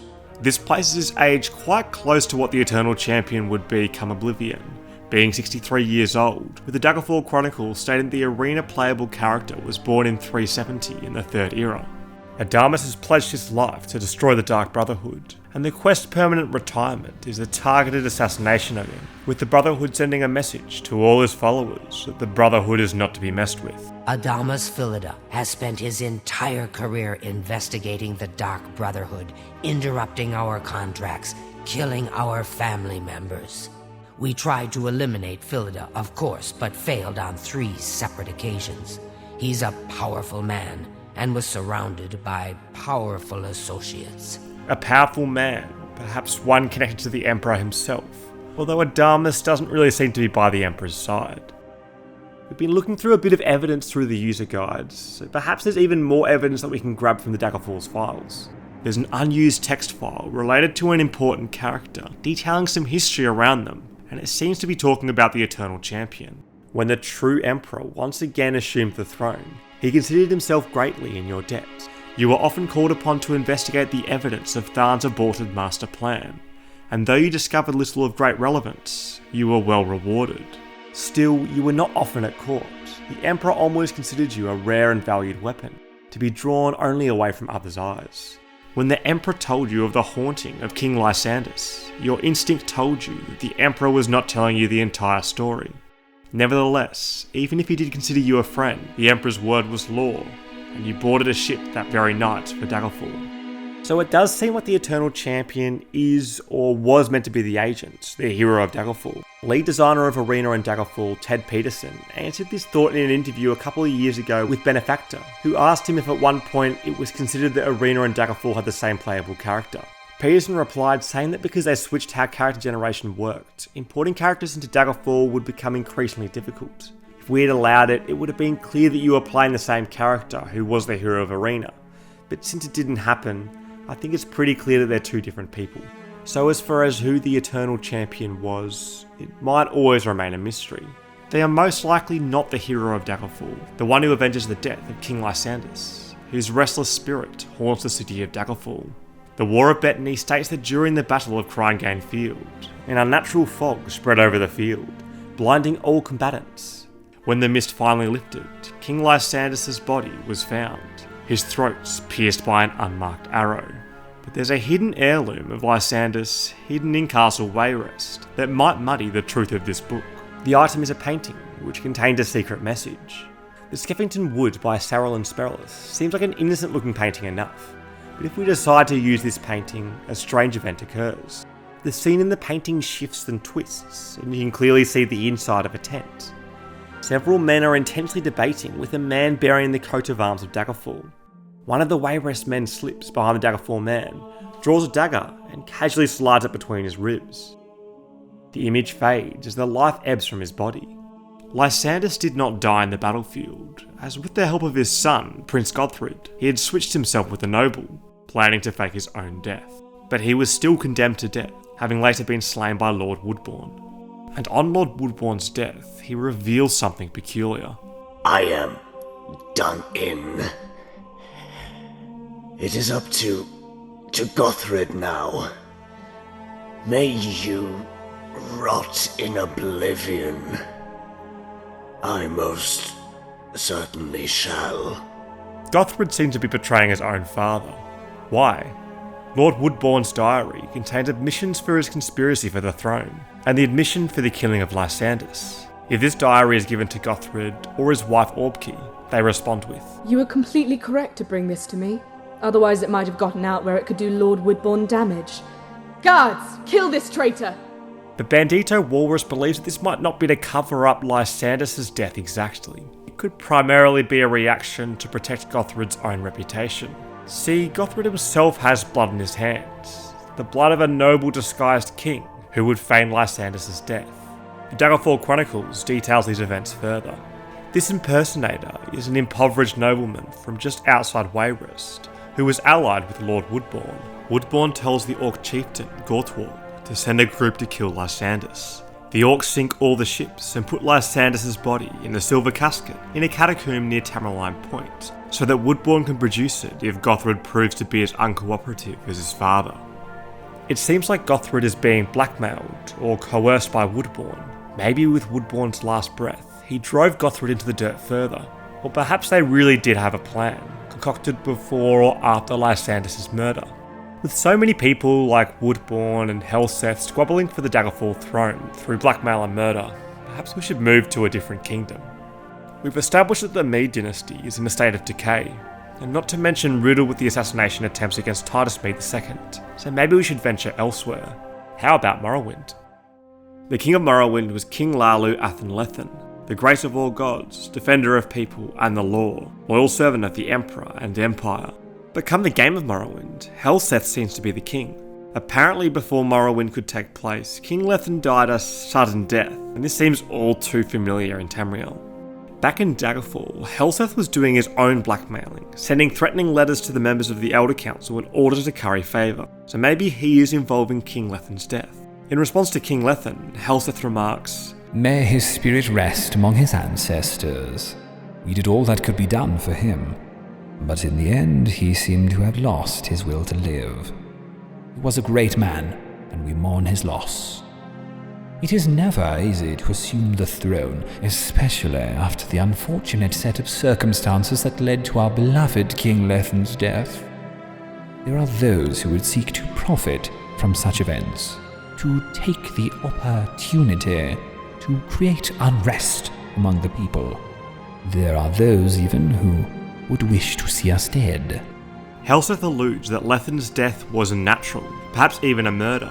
Unfortunate is an interesting way to put it, as if it was a sacrifice for a greater goal perhaps. Lethen's successor was meant to be Talon Bandas, his nephew, but they also strangely died in a hunting accident shortly before Lethen's death himself. So then the crown ends up with Helseth, the great nephew. A very strange sequence of events. So did Lethen die from a murder? And if so, who killed him?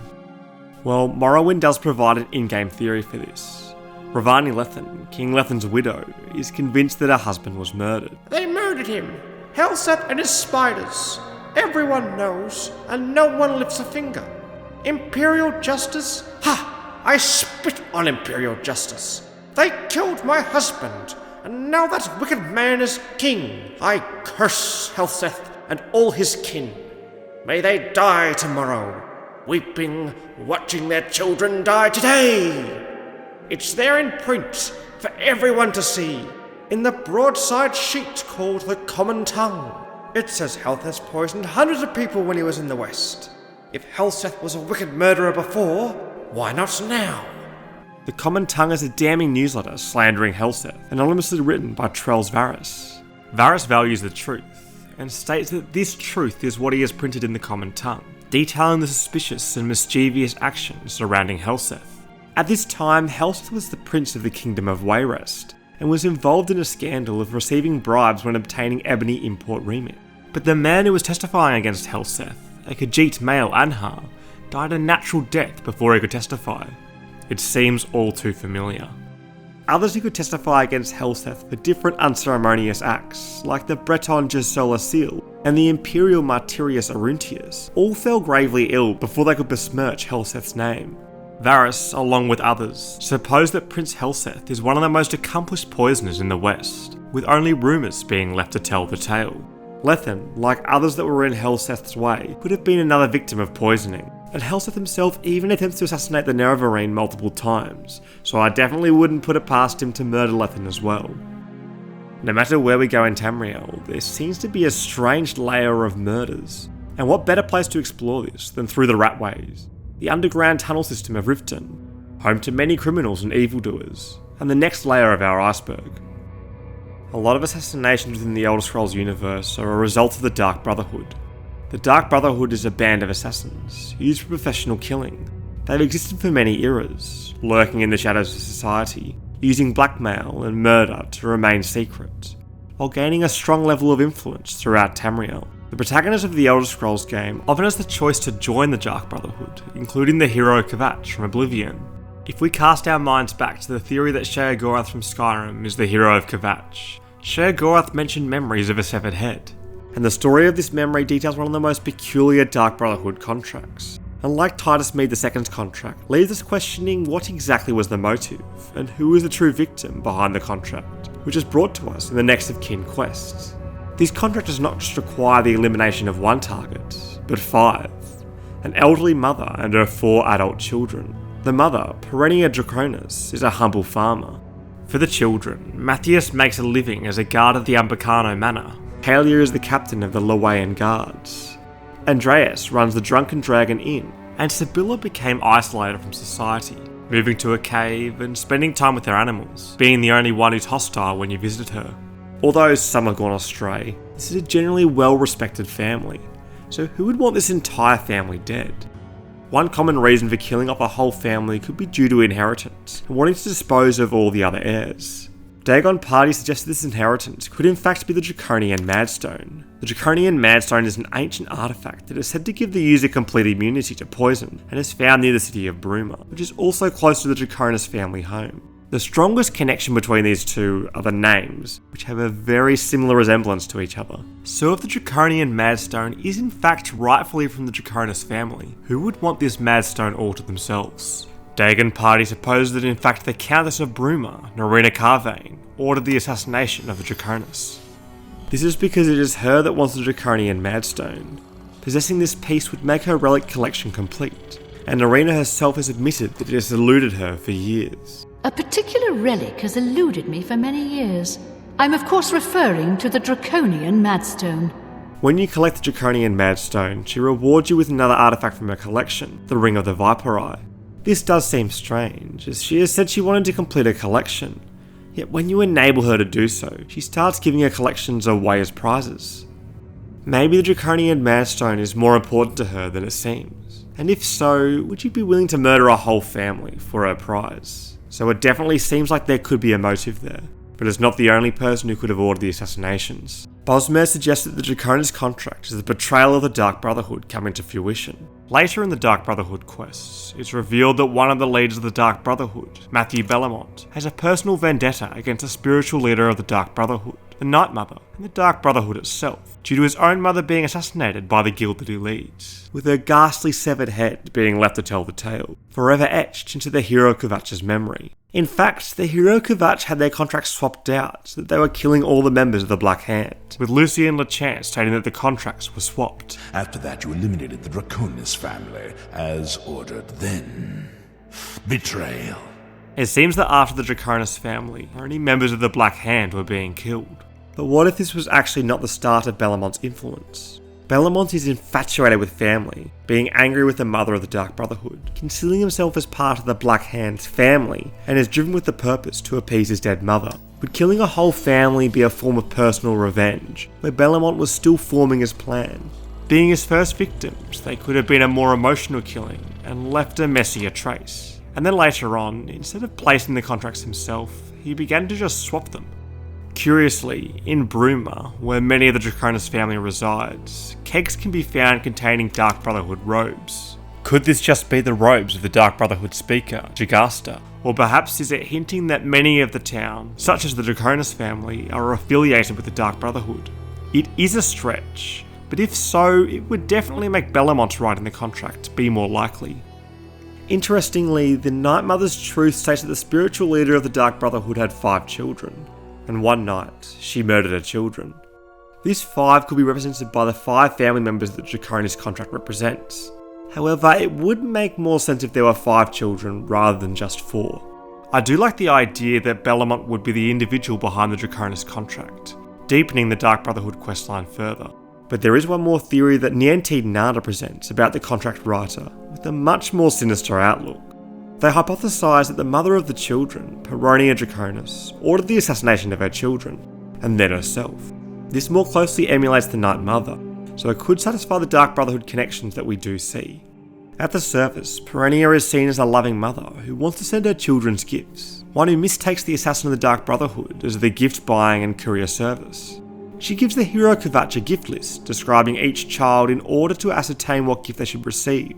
But while describing her children, Peronia seems to be quite cynical, systematically fracturing the character of each of her children. She describes Matthias as a man who had fallen in with some pretty tough characters, and wants to give him a weapon saying, "I'll always be here to protect you." Now this statement doesn't seem that awful, but it gets worse if we visit Matthias' tombstone, which reads, "Here lies Matthias Draconis. His mother always told him he'd end up dead if he didn't clean up his life." For Kalia, Peronia states that she has let herself go, asking to get some pretty girl stuff to make her less boyish. What's also interesting here is where Peronia says by Mephala. Mephala is the Daedric Prince of Murder, Lies and Deception, which is quite a strange Daedric Prince to be swearing to, but let's visit that again later. Peronia describes Sibylla as a savage living with the animals, abandoning the Empire, while is quite cordial about her other son Andreas. But one constant does remain. All of her children are estranged to an extent, all now having little contact with their mother. So maybe Perennia is a bitter mother, wanting her children dead as they've all deserted her. It does seem like a big leap though. There isn't really any reason as to why Perennia would want to assassinate herself. Furthermore, when all of the Draconists are dead and their tombstones appear, the tombstone of Perennia can be activated. With this, she comes back as a ghost, attacking you, and I don't really see why she would come back to haunt the individual who enacted her plan. Negative Dumpster 9778 believes that Perennia Draconis might not have been the one to kill her own children, but may have indirectly caused their deaths. Perhaps Perennia put out the contract to kill Matthew Bellamont's mother, and Matthew found out. Outraged, he arranged for not only Perennia, but her whole family to be murdered, with his anger leading to the betrayal of the Dark Brotherhood too. This may not be entirely correct, as Matthew's traitor's diary describes the falling of his mother's head. Father prayed, and guess who came? The hooded man in Sith's name, so it's most likely that Matthew's father placed this original contract. However, Perennia may not have been the nicest of ladies. She did swear to Mephala after all. The Brothers of Darkness say that the Dark Brotherhood was split from the Morag Tong, who were worshippers of Mephala. They believed that Mephala grew stronger with every murder that was committed in her name, with certain murders being better than others. The idea that there might have been many Night Mothers is also presented in the Brothers of Darkness. So perhaps, like Tech 3 suggests, Perennia actually wanted to become the Night Mother. Like the Night Mother described in The Night Mother's Truth, Perennia wants to murder her children, and then kill herself, perhaps with this being highly valued murders. Maybe Perennia's obsession of the Night Mother was the first reason her children left in the first place. And as for her ghost attacking you, this is yet another betrayal that hopefully leads to the murder that pleases Mephala yet again. The Night Mother and Mephala have had a bit of a rocky relationship story-wise, with many hints pointing towards the Night Mother actually being Mephala. In Daggerfall, the Night Mother is an immortal spirit, but come the events of Oblivion, things start to get a bit clouded. Writer Emil Pagliarulo explains Oblivion's take on the Dark Brotherhood. Actually, the Dark Brotherhood in Oblivion, the story is actually an evil take on the Catholic Church. There is, it's true, Sithis, the Dread Father, is actually an evil take on God. The Night Mother is an evil version of Mary. The Night Mother becomes possibly Mephala, and possibly not. The Elder Scrolls Online has a book, The Lie We Tell Ourselves, that tries to explain this. Mirabelle Motier writes about the lie, the name of the mother who she listens to, but she keeps the secret, loves the lie, as the mother wishes. This is very strong correlations to the secret sowing and lie-loving Mephala, and it's not just law correcting that these books are limited to. A lot of these murders and schemes are diligently recorded in history among many of the Elder Scrolls books. And one of the interesting books within Elder Scrolls is the 36 Lessons of Vivec. The 36 Lessons of Vivec are books that are scattered around the islands of Vardenfell, containing the elaborate musings of Vivec. A fantastical story containing facts and fiction, truths and lies, with the lies just being theatrical inspiration. But the lessons at least provide an insight into the life of Vivec, even though written by an unreliable narrator, probing the deep ideas that lie at the base of the Elder Scrolls universe, and parallel the inspired mind of Michael Kirkbride. Vivec is Kirkbride's masterpiece, his favourite character, so his own bias would have rubbed off into Vivec's stories as well. But going back to the Ratway theme of this layer, the first letter of every word in Sermon 36 spell foul murder. At Morrowind's 10th anniversary, Michael Kirkbride released an illustration titled Foul Murder. This picture depicts the Tribunal, Vivec, Almalexia, and Sotha Sil murdering the Nerevar. The Daedric Prince Azura swore to resurrect the Nerevar, which resulted in the Nerevarine prophecy. Upon hearing this, the Tribunal denounced it as heresy, but this prophecy became fulfilled come the protagonist of Morrowind, the Nerevarine, with the conditions of the ancient prophecy met. Imperial Guard Celos Gravius gives the Nerevarine a package at the beginning of Morrowind. This contains a coded message which has been encrypted using Vigenere cipher. It uses a series of Caesar ciphers interwoven with each other to shift letters multiple times.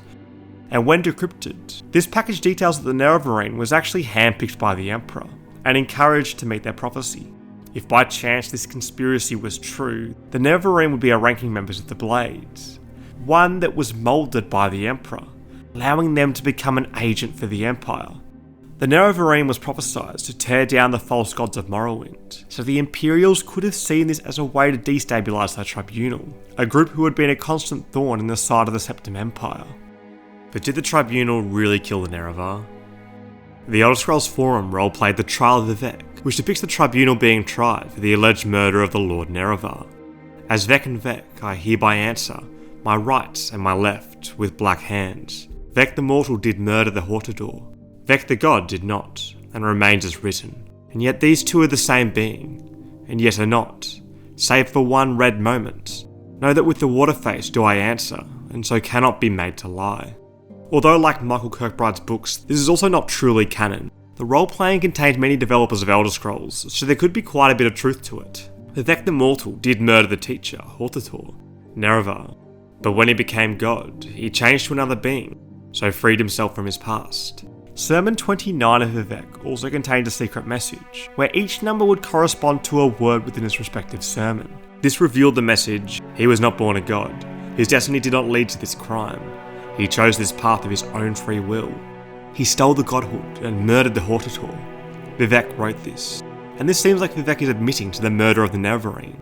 Nerevar at the Red Mountain details that the Tribunal made a ritual to summon Nerevar's guider, Azura, but this was just a cloud of deceit. Almalexia used poisoned candles, Sotha Sil used poisoned robes, and Vivek used poisoned invocations. The Nerevar was murdered. But Beastample 1 raises a very good point about this depiction. The Nerevar at the Red Mountain also states that Dagoth was at the Heart Chamber, remaining with the tools that tapped into the divine power, while the Nerevar went to confer with the Tribunal, and then gets murdered. But Kirkbride's drawing depicts Dagoth at the site of the murder, being forced into the dirt after secretly taking the mass-altering abilities of Kagnarak's tools. So it seems that the accounts of the Nerevar's murder might not be as clear-cut as first seems. Interestingly though, the Nerevar at Red Mountain also describes how when the tools separated the power of the hearts from the Dwemer people, the Dwemer turned into dust all around them as their stolen immortality was taken away. Perhaps this could be an explanation for the ash piles that can be found in the Morrowind Tribunal expansion, but they still don't seem to appear around any battlefields. And this kind of shows how there are many contradictions. Battle of Red Mountain, written by Vivek, claimed that the Nerevar collapsed from grievous wounds inflicted by Duman, the Dwarf King, with Dwemer everywhere disappearing without a trace. In fact, there's even reasoning to believe that Shor, the Nordic representation of the god Lorcan, killed the Nerevar. With his presence being there, he could have caused the demise of Nerevar. Even Dagoth through his deceit and greed, could have been the end of the Nerevar, with multiple potential murderers. Who is the real culprit? Well, Mortazo believes that in fact all of these accounts are true, even though they're all different. These murders could have happened in separate timelines, due to a phenomenon known as the Dragon Break. It's known as the Dragon Break because it refers to Akatosh, the dragon god of time. Time is ordered because Akatosh wills it so, but at times, primarily when Akatosh is meddled with, it becomes realigned, making the continuity of reality impossible. This is used to explain the events of Daggerfall, where the conclusion of the game resulted in many endings. With so many different endings, Bethesda didn't want to decide what event would truly be the actual events of history, validating many other players' choices, so the concept of a Dragon Break was introduced, where all possible endings happened.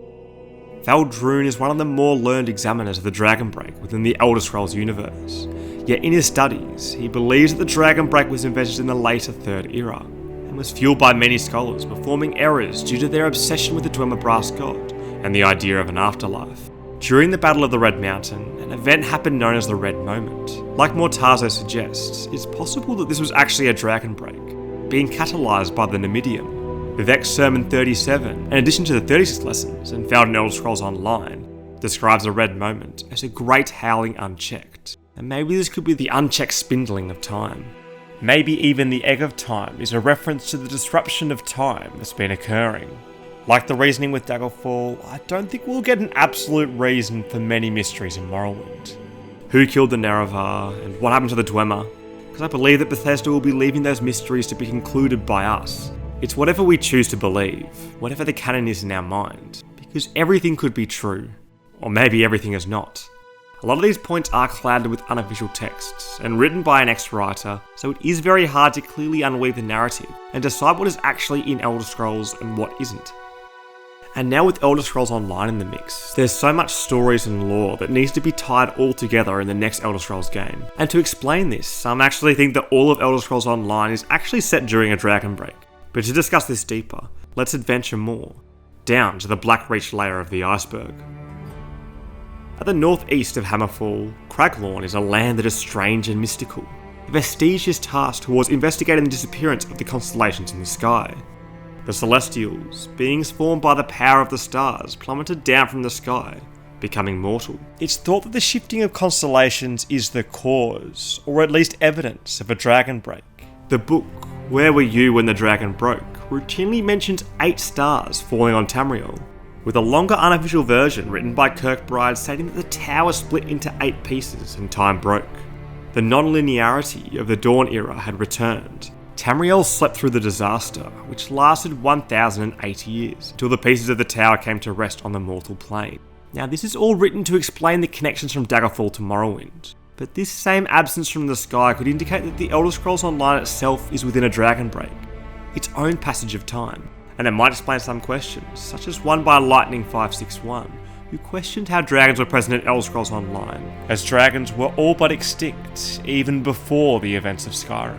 At the release of the 3rd chapter of Elder Scrolls Online, Elsewhere, Nakalololo was able to interview game director Matt Furor and explicitly asked him if the Elder Scrolls Online was in a dragon break. No, it's great, it's really part of the world. Bethesda has confirmed this several times as well. We are simply 700 years before Oblivion, and almost 1,000 years before Skyrim. So a lot of time has passed, but there is lore about the presence of dragons in Tamriel before the events of Skyrim. It's just that no one's ever talked about it. Well, technically, there have never been any dragons in Tamriel, as they are all just wyverns. The Two Bellow realised this when examining classical dragons, specifically in British and Irish armorial designs, and noticed that the main distinction between wyverns and dragons was that wyverns had 2 legs, while dragons had 4. For example, the flag of Wales contains an actual red dragon, which has 4 legs. But it is important to remember that this is all just fantasy, and Skyrim's dragons don't have to match with a Welsh dragon. For example, in Chinese mythology, the flying dragon Teng, also known as the soaring snake, has no legs. And creator of the Game of Thrones, George R.R. Martin, also designed world dragons to have 2 legs, and had this to say for his designs. According to the rules of heraldry, dragons have 4 legs and wyverns have 2, yes. But have you ever seen a heraldic seahorse? Heralds don't know crap about biology. Now, there are no actual dragons, to be sure. There are bats, and there are birds, and once upon a time there are pterodactyls. These are the models to use when designing a dragon. No beast in nature has 4 legs and wings. Besides, the best dragon ever shown on film, Vermithrax Pejorative, has 2 legs and 2 wings. My dragons have 2 legs. And ultimately, it's worth remembering that a wyvern is also just a type of dragon. So, actually, technically, there are dragons in Tamriel. But how did these dragons even come to existence? Well, Alesia created them all, of course. Alesia, the leader of slaves, fought to free the Needs from slavery, which in turn brought about the First Empire. She established a new religion, which became the 9 Divines. The Trials of St. Alesia states that the dragon god of time Akatosh made a covenant with Alesia. As long as Alesia's generations were true to the dragon blood, Akatosh would keep the gates of Oblivion sealed, denying the armies of the Daedra. The Remanada details how Alesia as a spirit declared, "I am the healer of all men and the mother of all dragons." So we could take this text literally and deem Alesia as the actual mother of dragons, having created them. But that does seem pretty unlikely.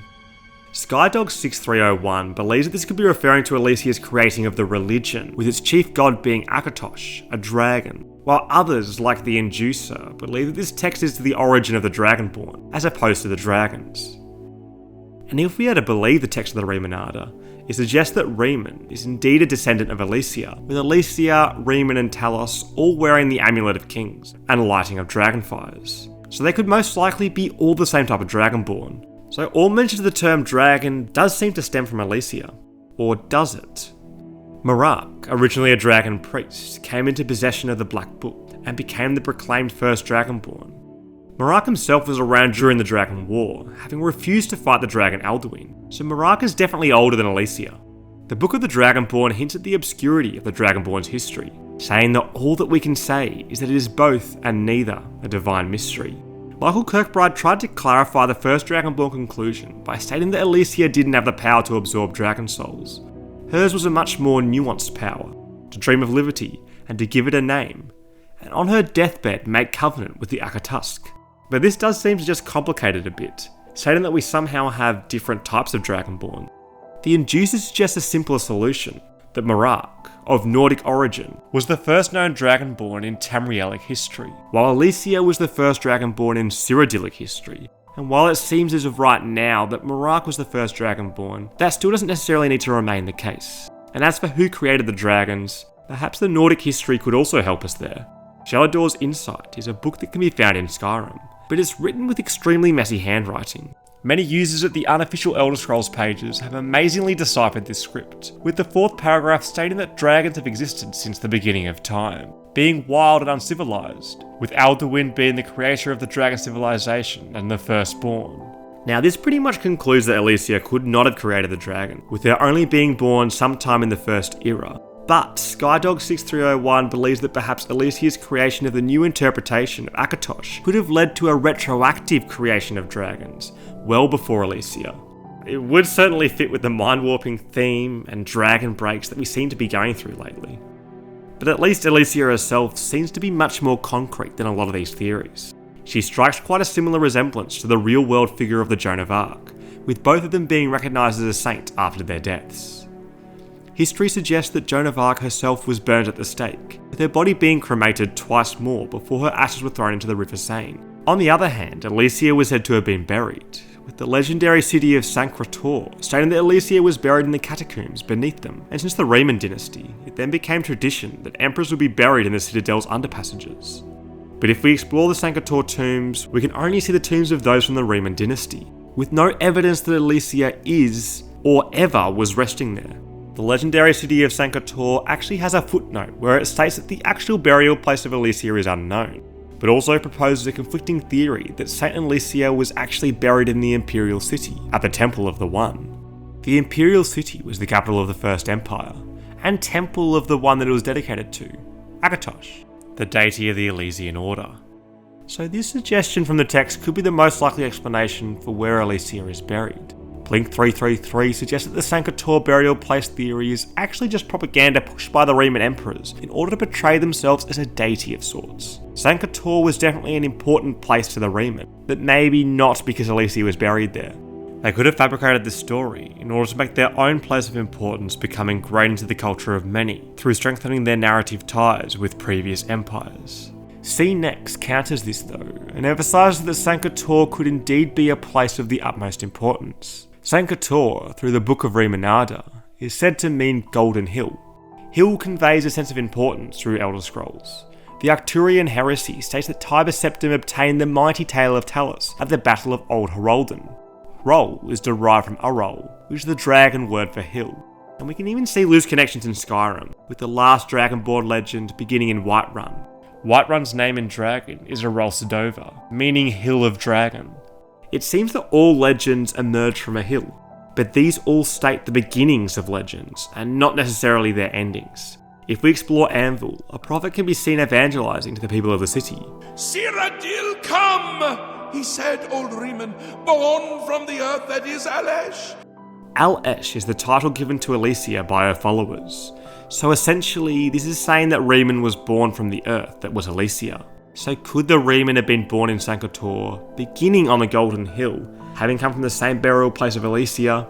Well, we can't rule that out. But we should also keep in mind the wording of this prophet. He references this quote in a third person, and follows this with, And yet he would scorn this country now. Repent, I say. Repent! So this could actually be the prophet ridiculing this statement.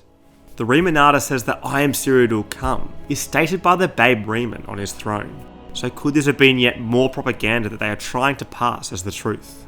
And one other piece of propaganda for us to talk about is one of the most popular theories surrounding Skyrim, the Bugjar inscriptions. This is probably the most debated theory in all of Elder Scrolls, but it has one of the most anticlimactic endings. Throughout Skyrim, there are 5 distinct bug jars that seem to have pretty much no other use than just decoration. But if you rotate the jars and look underneath the lids, there seems to be a different text inscribed into each jar. Some speculated that these inscriptions could just be the initials of the Elder Scrolls developers, with the initials of DAT, PIG, JWT, MT, and ZWHT being visible. It was thought that this could have been some sort of inside joke by the developers. But the speculation did not end there, with many combining their deductive powers to produce a disturbing and apocalyptic theory. Scrayton thought that this text was in fact runes, and they attempted to translate them using the Elder Fulthark runic script. And these translated to give the following message: Giant Ice Sun, Need Horse Lake, Day Need Hail, Need Human Lake. This seems to be some sort of coded instruction, with the Dragonborn being hinted to perhaps ride a horse into a lake hailing something, and a giant beast of ice and sun would be summoned. German archaeologists also looked into these runes, but concluded that the symbols didn't nicely match with them. It seems like rather than being a translation, it was just a brute force pattern matching. So this theory is already cracking at the seams. Not one to be deterred, Wakatar, with the help of others, deepened this theory further, suggesting that each of the bug jar codes represented a city in Skyrim. Need Horse Lake could represent Whiterun, as the map marker is a symbol of a horse, and there is a hidden lake, the Lady of the Lake, nearby Whiterun. Day Need could represent Dawnstar, as the dawn of our star, the sun, is the commencing of the day, which many crave and need. Need Hail could represent Windhelm, as when the Dragonborn sides with the Imperials and attack Windhelm, they conclude with hailing the Emperor. Need Human Lake could be Mortal, which sounds similar to Mortal, which represents the mortality that humans have, with waterways also surrounding the area. Giant Ice Sun could be Winterhold, as it's cold there, and out of these 5 cities, it's the highest, which could represent the sun being high. That explanation is doing a lot of reaching. But all these 5 cities do connect in a nice round circle, and upon connecting these locations with straight lines, a pentagon is obtained. The middle of these straight lines could be connected to form another pentagon. These pentagons also have a location at each of them. 3 of them are dragon mountains. One is Maizencheleft, which is an entrance to the dragon Vulfliol, and the last one of them, the Tower Stone. It was theorised that you first had to go on a killing spree in each of the 5 cities mentioned, then go kill all 4 of the dragons at the inner pentagon, and penultimately activate the Tower Stone, which unlocks the final location, the Waynon Stones. Located in the centre of this diagram, the Waynon Stones are a set of stones that are formed in a circle, with a shrine located at the base. This shrine is the place where all 5 bug jars were to be placed, and then the end of times would initiate, with the activator gaining unstoppable power. Many people have followed these exact clues, performed these actions, yet nothing has happened. Well, that's because this can only be performed on the promised day, and no one knows when this is. Seems pretty convenient for why this doesn't work. And this is where this theory falls flat. But maybe there's still more to this. Camelworks managed to contact a member of Skyrim's development to speak about this conspiracy, with level designer Ryan replying to him and stating that the jars were actually the remains of a cut quest, or just even a cut idea.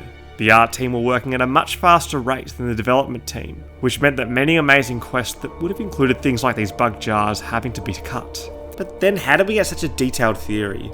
It seems almost so particular to have been made up. Well, many like Mikkel S. point out the similarities between this apocalyptic jar theory and the Father's plan in Full Metal Alchemist Brotherhood. The Father wants full power, ownership of the world, and to do this, he has a huge transmutation circle around the entire city, surrounding the entire city-state, sacrificing people in order to open the gate of truth, all culminating on the promised day. And Wakatar does admit to having just watched Full Metal Alchemist Brotherhood before writing his theory. So as Big C the Boss suggests, piecing together this theory is very fuzzy, and it's more so trying to force clues into a narrative, rather than accept the dreadful reality that the bug jars have little meaning, at least for now. In the end, this theory didn't really feel that deep, so let's venture even further and delve deep into the Oblivion Plane. But before we venture too deep into Oblivion, there's some strange scurrying happening on the surface. Mudcrabs are one of the most common and well-known creatures throughout Tamriel, populating most, if not all, waterways. There's one mudcrab that we can find in Morrowind though, which is not like the rest, and this mudcrab is a gateway to many conspiracies. Located on a small island in the Azura coast, a mudcrab can be found who may have had a bit too much skooma. What do you think? Sheesh, I'm a mud crab. You're a mud crab. That's me, pretty sure. I look like a mud crab, right? Must be. This is me talking, right? So, I must be a talking mud crab. And I sell stuff, right? So, I must be a talking mud crab merchant. Stands to reason, don't it? A talking mud crab? And not just talking, but also buys and sells wares. Sure, that's what I say. Did I stutter something? Talking. Mud crab. Merchant. Read my lips. Mouth parts? Read my mouth parts. Something ain't right. But never mind. Just one of life's little mysteries. So, you gonna buy something or sit here jawing all day? This led some to believe that all mud crabs could in fact speak, and are a lot smarter than we realise. Maybe mud crabs are busy scheming away while making everyone believe they are of low intelligence, till one drunken mud crab in an extremely remote island spills the beans. Argonian Cow 77 believes that this mud crab merchant was not always a mud crab. The mud crab tells the Nerevarine to read their lips, before correcting themselves to mouth parts, which could imply that they used to have lips. Just one of life's little mysteries, I suppose. Nice try, Todd Howard, you can't dissuade us that easily. Ilbo believes that the ancient dwarves race of the Dwemer never in fact truly disappeared, but were cursed by a Daedric prince to become mud crabs. Mud crabs are first seen in Morrowind, after the Dwemer have long since vanished. In Skyrim, the quest A New Order tasks the Dragonborn to retrieve Sirin Gerard's satchel containing gyros, a Dwemer artifact. For some reason, she's suspicious the mud crabs have taken it. Do you think mud crabs might have taken it? I saw one the other day. Wouldn't be surprised if it followed me here. Just look around, will you? And sure enough, the satchel can be found on a riverbank, exactly where a mud crab would store it after it had stolen it. But why would a perceivably dim mud crab be capable of stealing a satchel? Well, perhaps the mud crabs are much smarter than they appear. They can speak, and they can also take back what is rightfully theirs, their Dwemer possessions. The Dwarves' Armoured Mud Crab is a pet from Skyrim's Creative Club content. This crab, if seen as true, could be keeping the secret that the Dwemer are mud crabs in plain sight, with one of the mud crabs wearing their previous form's armour. But because this item is essentially a mod, it may not be entirely canon. Bethesda community content manager Carter Griffey chimes into the question as to whether the Creative Club content is canon. Creations are official releases, but it's also understandable that a site like UESP or the Imperial Library would take Creation Club with a grain of salt. We do consider lore implications when reviewing proposals, particularly something trying to heavily enmesh itself into the world. So technically, from a lore perspective, we should really take this with a grain of salt, and not use this as a crux to confirm that the Dwemer have all been transformed into mud crabs. Argonian Cow 77 seems to have an obsession with these mud crabs, and has many theories surrounding them. One of these theories is surrounding a very large mud crab that can be found fossilised in Skyrim. This is the only large mud crab found in Skyrim, so where could it have come from? What could it have meant? Other giant crabs can be found in Elder Scrolls. In Oblivion, a giant mud crab can be found inside the Greenmead Cave, while Aldrin in Morrowind has a manor that has been built in the shell of an enormous crab. Potentially, these giant mud crabs naturally originate from a specific province, which we don't get to see, that has many giant mud crabs, with only a few appearing due to some migration. Another theory is that these fossilised mud crabs were cursed by a witch, which made them grow. In Kind Sacred Trials, the Dragonborn is tasked to kill a mud crab guardian spirit, and maybe this spirit is also a result of a curse. One more giant mud crab we can actually find in Skyrim is at the North Shore Landing in Solstheim. Although a hostile creature, this mud crab has a name, Old Salty. Argonian Cow 77 believes that Old Salty is in fact the mud crab merchant from Morrowind. Mud crabs usually drop different pieces of mud crabs, and very rarely drop some precious treasures, probably what they've pinched. The Old Salty drops the regular mud crab items, but also carries some strange items. Shoes, a tankard, a gem, and 35 gold coins. The tankard could imply that this mud crab is a drunk, like the merchant mud crab, as well as the 35 coins relating to the ever-present money of a merchant. But these are only loose connections between the two mud crabs. Mud crabs themselves do have a rare chance of dropping gold, so it could just be a connection to mud crabs in general. But there's one more voice regarding mud crabs, and that's of Maik the Liar. Maik has heard of this. They've got all the money. Mud crabs taken over everything. They already run Peligaid. So a Maik fuel theory is definitely not the most reliable, but maybe the mud crabs are indeed taking over everything, running the world economy. The merchant mud crab is the richest merchant in Morrowind, even though they are located in one of the most remote and inconvenient locations to be able to run a business. So are all of these mentionings just fun Easter eggs, or really hints at a larger, more sinister system, lying dormant or secretly plotting away in the depths of the Tamriel world. We're getting a bit crazy here with these crab conspiracies. Maybe we should just forget all about them. Just over the Red Mountains, near the gateway to the Ghost Fence, lies a small cave for the House of Dagoth, under the ruling of the immortal Dagoth-ur. The House of Dagoth's aim was to liberate mortals against their gods, liberating first Vardenfell, then Morrowind, and soon to be all of Tamriel. But they recruited people through targeting the poor, smuggling people, and weakening them through their dreams. Through losses in battle, the Great House Dagoth was ripped from the history books, with it only being named in disgrace as the Sixth House. But in this cave, there is one sculpture of interest that seems to remain: the Pool of Forgetfulness. The sound of running water against a frozen model, it's almost as if the developers themselves had forgotten about completing the fountain. It was actually an intended Easter egg, with Morrowind having a large number of quite comical Easter eggs, like the body of Pikachu, who hopes to be able to bring the reader laughter. And one of my favourite Easter eggs, the body of Indiana Jones, found in the Omelon Ancestral Tomb, with a rock having fallen on his leg on one of his many adventures to retrieve artefacts and find treasures that were thought to be a myth.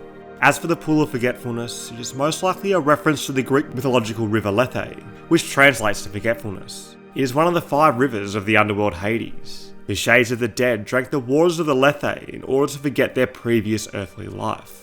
The Sixth House predominantly has members that are ash creatures, such as the Ash Slaves, who look like they might be deformed Dark Elves, the Dunmar. The Ash Slave is a humanoid creature transformed by a mysterious force into a deranged beast. These creatures are aggressive and dangerous. Ash Slaves are associated in some way with the devil Dagoth-ur. A typical gamer girl supposes that this is what the Pool of Forgetfulness is a reference to, a place where the ash creatures, who start their newly deformed life, need to go to drink the water in order to forget their previous unmanned lives. A type of ash creature, the Ash Slaves are aggressive, but if a calming spell is cast on them, or they are approached sneakily from behind, they can actually be interacted with. The chairs, the tables, all confused. We hear the words and must speak them. We take them and arrange them, but still they will not be quiet. It seems the furniture is talking to the Ash Slaves, giving them orders on how to be oriented. If we look at the furniture throughout the Sixth House bases, we can see it piled upon each other, in a desperate attempt by the Ash Slaves to appease their voices. Everything is wrong. This is not straight. This is too high. This is in my way. We must put them right. So are the Ash Slaves really being haunted by the furniture within their homes? I think Southern Shadows disagrees correctly here, and credits the voices to Dagoth-ur. The Ash Slaves are confused by the words, thinking that it's the furniture around them, whereas really from their initiator, Dagoth-ur, who reformed their physical body, and their minds being filled with Dagoth-ur's desire of stripping them out of life and joining him as a godly being without death. We do not fear death. Life is a dream. Blood is a dream. We sleep in one soul, the soul of Lord Dagoth. But many of the mortal minds can't comprehend the web of words uttered by Dagoth-ur. They begin to go insane, attributing the words to the inanimate furniture around them, and spend their lives rearranging them, hoping that it will quieten the confusing voices that plague their minds.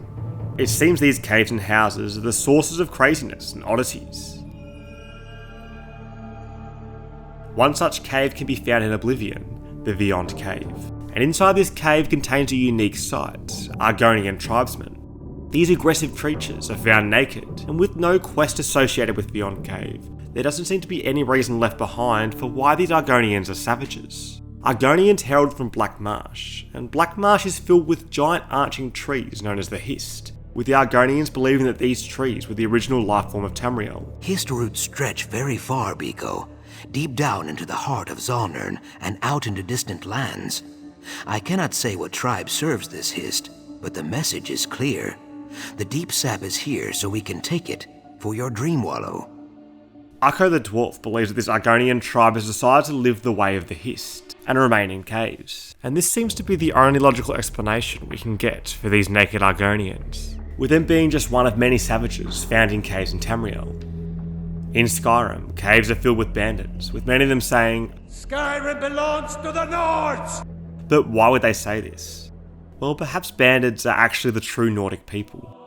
Goliath Prime hypothesizes that these bandits throughout Skyrim are not criminals at all, and they're just refugees that have lost everything after the wars that have ravaged Skyrim and are just attempting to continue their lives again. In fact, these refugees or bandits actually outnumber the citizens of Skyrim. Nicholas Thompson estimates that the bandits could even outnumber the citizens by 20 to 1. When the bandits of Skyrim are approached, initially most of them do not try to attack you or rob you, but just tell you to leave them alone. Zarek Zakharong delves into the Nordic pantheon in order to explain how the bandits are the true Nords of Skyrim. He outlines one book, Shazar and the Divines, which details the Nords having started to prey at the Divines after the Elysian Empire. Back in Morrowind, Redguard priest Jelene in Solstheim states that the local savages, the Nords, are too busy worshipping heathen gods like Alduin and Orki. While in Skyrim, Froki Weta Blade, an elderly Nord hunter, mentions this switch of the Nord's faith. They're stolen idols, imposter gods, sold by silver tongues. No thank you. Froki will not forget Kain or her sacred trials. The Nords within the cities have had their religion imperialized, focusing on heroes such as Talos, while the bandits seem to be sticking to their traditional Nordic pantheon. Victory or Sovngarde! Zarek proposes that these bandits are indeed the true indigenous Nords, having been pushed out of their cities, but they are adamantly trying to fight their way back, vastly outnumbering the Nordic city slickers. But Trooper 8624 reminds us that due to many constraints, Skyrim has been downsized greatly compared to the size of Skyrim in the lore, with the cities having their populations greatly diminished. In the history of Daggerfall, it states that a census on the capital city Daggerfall had a population over 110,000 alone. So the amount of citizens displayed in Skyrim City should probably just be put down to a performance restriction. And Zarek has since deleted his video which originates this theory. Could that mean that he no longer believes in this story? I do like the way Bazooka Bullet 101 has described the bandit Nords. The Nords of the well-off, living in the city, enjoy their life while being influenced by the imperialistic culture. While some Nords resisted these changes, denying outer influences, clinging to the most sacred and historical traditions of the Nordic culture. And because of this, they became rejected from society, becoming outsiders in their own land, forced to live in caves and become bandits. And this concept of being rejected from a city as an outsider isn't uncommon. One of the best examples of this is a little town in Oblivion called Hackdirt. Located deep in the Great Forest, close to the Hammerfall border, the isolated settlement of Hackdirt seems to have become extremely xenophobic. The inhabitants of this mining town are quite dismissive, and even quite hostile, to outsiders including the hero Kvatch. I got nothing to say to you, stranger. Outsiders have always tried to destroy us, but we've always survived. Why are they so closed off? They often talk in riddles, and they meet in places veiled in mystery. The Chapel of Brethren is their place of meeting every night, where they recite the Bible of the Deep Ones. The Deep Ones are a race that are located deep underground, and can be faintly heard through the caverns beneath Hackdirt, where the residents descend to at night for their gatherings. It seems like there's some weird cult-like activity here. What are they actually doing? And who are the Deep Ones? The hero Kvatch is introduced with Hackdirt by the Argonian trader Seed-Neus, who is worried about their daughter, Dharma, who has gone missing after making a delivery to Hackdirt. Normally I make the deliveries, but I wasn't feeling well, so Dharma insisted on going this time. I do hope nothing has happened to her. Traces of Dharma can be found around Hackdirt, with her horse blossom being behind the general goods store, and her diary being found in a ransacked guest room. Dharma herself can be found in the depths of the Hackdirt caverns, containing tunnels that seem to connect to each of the cultists' house. She's surrounded by hostile humanoid creatures, referred to as the Brethren. These creatures kidnapped me from my room in the inn while I was sleeping. I don't know why, but I'd rather not find out. In the cave surrounding Dharma are many skeletal remains, perhaps those that came before her. It seems that the inhabitants of Hackdirt are kidnapping and then sacrificing people, perhaps to the Deep Ones that their Bible has been dedicated to. The Bible of the Deep Ones has a note by Erlav Moslin, stating that it was given to him by the Chief of the Deep Ones, an ancient law of his people which his town shall follow from now until forever, signed in the year 345 of the Third Era. So maybe these ritualistic killings have been performed for a while now. But it is quite strange that Dharma herself was targeted by the townsfolk, while her mother, Seed-Neus, was not. Her mother was the one that made regular trades with the inhabitants of Hackdirt, and maybe was well known to be the trader of the town, and didn't want to ruin their relationship of trade with Coral. Then when Dharma makes her appearance, they don't take her as a traitor, but a different outsider, putting her nose where she shouldn't, making her a target. Or perhaps she did something to infuriate the locals, as when their hero Kvatch visits Hackdirt, Blan Honda Muslim warns them. If you're not careful, the Brethren will have to teach you a lesson. He also goes on and discusses the history of Hackdirt. My grandfather built this place, not that it's any of your business. We've been down, but we got plans to bring back the good old days. You'll see. This does tie into the signing of the Bible of the Deep Ones, most likely by Van Honda's grandfather Erlav, which was done some 88 years ago. But this is where we start to see a discrepancy. In Elder Scrolls Online, if we travel through Cyrodiil, we can come across the much more bustling town of Hackdirt, without a chapel, or any sign of any tunnels, just appearing to be a large farming town. However, the town is infested by the Black Daggers, chasing away all of the original inhabitants, relocating them to a nearby refugee camp. Although neither these inhabitants or the Black Daggers seem to have been affected by the Deep Ones. But this does mean that the Moslins are not factually correct here. Hackdirt, in some vein, had been around for much longer than 88 years. But perhaps this was the time when the town was refounded, or the spiritual birth of connecting with the Deep Ones. Because eventually, the Deep Ones did manage to appear, and they seem to have entranced this entire town. This story is actually a reference to a H.P. Lovecraft story, Shadow over Innsmouth, where Robert Olmsted discovers a ruined town of Innsmouth, and discovers that its inhabitants are also worshipping the Deep Ones.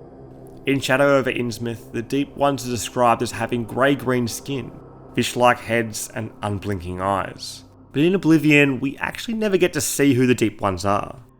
The Lovecraft Deep Ones were offered human sacrifices by the inhabitants of Innsmouth in exchange for an abundance of fish and riches.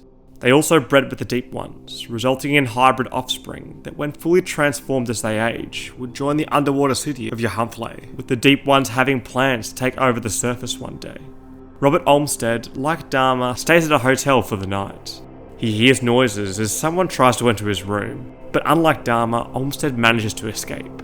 The discovery and alerting of Innsmouth leads to the US government deliberately burning and dynamiting the supposedly empty houses, with many arrests taking place. And something very similar happens to Hackdirt. About 30 years back, there was some trouble out there. Bad trouble. Legion had to be called in. People killed. Some say the Legion burned the town to the ground, but it's still there for those that go looking for trouble. Still folks living up there, but no one you'd like to meet after dark. And along with that, the Deep Ones of Hackdirt convey a sense that they will end up rising up and taking over Tamriel. One day you'll find out who the Brethren are and you'll be sorry. Oh yes. The echoes of Lovecraft is strong in this eerie town of Hackdirt. So are the Deep Ones merely just an Easter egg? Or could there be a deeper resemblance of them in the game? Maybe there are some more clues within the Bible of the Deep Ones. The text here is coded, and when decoded, it is practically identical to the book Ngasta Kavata Kavakis. This was written by Ngasta, who is a powerful Slode necromancer, and this is the crux for the theory that the Slodes are actually the Deep Ones. Out of all the races throughout Tamriel, the Slodes do seem to be the most fish-like, which could be due to H.P. Lovecraft's inspiration. A possible problem with the Slodes being the Deep Ones are that they require water to be able to move, because of their extreme weight, and Hackdirt has a considerable lack of water. But there is a well located in Hackdirt, which does indicate that there is water underneath the town, perhaps deep underground, a place where the Deep Ones would reside. The White Squire has actually written a narrative of how Ngasta himself spawned the mysticism of the Deep Ones, having originally been granted the town by the Governor Richin, with Ngasta then experimenting upon its people. This could be possible, as in Redguard, Ngasta did have the whole island of Strosmakai under a spell, so why not just a town? While Ngasta does die before the events of Oblivion, it's not beyond reason that he had other Slodes, perhaps necromancers, in place to continue the illusion. Goink3368 discovered that in the Russian translation of Oblivion, the Deep Ones are called Deep Water Denizens, which actually does add credibility to the Slodes actually being the Deep Ones. But no Elder Scrolls mystery just has one solution. Some, such as Mr. Vivek, believe that the Deep Ones are being controlled by the antagonist of Oblivion, the Maroons Dagon. Going back to Lovecraft's Shadow over Innsmouth, the cult within the town were worshipping a Deep One known as Father Dagon, which does have a similar name. The Bible of the Deep Ones before translation is also in Daedric runes, which Erlav Moslem states that the chief of the Deep Ones taught him this language and his runes. But this is really as far as this theory goes, and if this was actually the case, I would have expected them to play a much more integral role in Oblivion, perhaps being called like the Order of the Mythic Dawn to help Dagon in the Oblivion crisis. Camelworks was uncontent with these theories and proposed another. The Deep Ones are actually Daedra, not in service of Mehrunes Dagon, but more like Baal. The Brethren of Hakdirt, the people who are closest to the Deep Ones, transition to become Deep Ones themselves, and they're supposed to be like vampires, hiding in caverns and avoiding the sunlight. According to Vampires of Vardenfell Book 2, more like Baal is the father of vampires, so this transition would make sense. Jive, one of the members of the town, says that the Deep Ones helped them. They helped us, made us rich, but there was a terrible price. Blood. And worse. Perhaps the sacrifice that the town were making to the Deep Ones was in fact blood. But they want blood, she says, or they'll not help us. Like the Lovecraft citizens, the trading with the Deep Ones was for riches, and it cost them blood. But Jive also mentions worse than blood. Does that mean something else happens? Emerson 44 has a similar theory to Camelworks, but actually believes that the Deep One is the act of one Daedric prince, Clavicus Vile. I'm not an expert on the Prince of Bargains, but it seems to me that this was all part of some grand plan. The Book of Daedra states that Clavicus Vile's sphere is the granting of power and wishes through ritual invocations and pact. Our slowed suspect, Ingarstar, is actually in servitude to Clavicus. This one laughs at the scraps from no unstable record. Clavicus Vile grants this one favors with every soul sent his way. Clavicus also has an interest in blood. Blood is nice, but your blood is not worth a soul, Cyrus. Similar to how Ingarstar sent souls to Clavicus, perhaps the Hakdirt citizens needed to perform a ritual to forfeit a soul to the Prince of Bargains. This blood could have been a key ingredient, with Jive saying, and worse, meaning that ultimately their soul was given away. But Zecromundus is not totally convinced by the vampire theories, as the Brethren, while trying to avoid sunlight, also have their vocabulary limited and have warped features such as larger eyes. Them changing into a vampire doesn't really explain this. A fish-like creature still seems more likely. Perhaps we are still missing some signs within the Elder Scrolls universe, or maybe even the Lovecraft universe. Hakdirt isn't actually the only place where references to Lovecraft can be seen. Apocrypha, Hermaeus Mora's Plane of Oblivion, looks very similar to H.P. Lovecraft's universe in his book, The Call of Cthulhu. Elias Alias uses this to propose that perhaps the Deep Ones actually originate from this realm, the realm of H.P. Lovecraft. The creatures most likely responsible for this are the Lurkers, who are a species of Daedra, amphibious humanoids who would most definitely match a physical representation of the Deep Ones. This, like the previous two theories, would satisfy the Bible of the Deep One's surface layer text, if we were not to believe that a translation was intended. George Oldsturt 8994 points out a quest in Oblivion that could share a hidden meaning to the Deep Ones, the Sunken One. The hero Kvatch can stumble across the Shetcombe farm, a farmhouse that has become abandoned. A journal of the previous occupant, Slythe, can be read, where they mention this so-called Sunken One. The Sunken One has no pity, he has no mercy, he only sits below and passes sentence. And now, with a mighty stroke, he's toppled one of man's pitiful blight on his land. And yet, he still hungers. His appetite is ferocious. Ones with an eerie power, hidden deep below, the Sunken One does seem to have quite a few parallels with the Deep Ones. But unlike the Deep Ones, we can actually discover who the Sunken One actually is. This Sunken One turned out to be some dark form of Storm Atronach. So could the Deep Ones be these same creatures? In my opinion, the Slodes are the true cause of Hakdirt's undoing. Although maybe the mysteries of Hakdirt are still yet to be uncovered, with a much deeper, darker world waiting to be exposed as the Elder Scrolls universe unravels.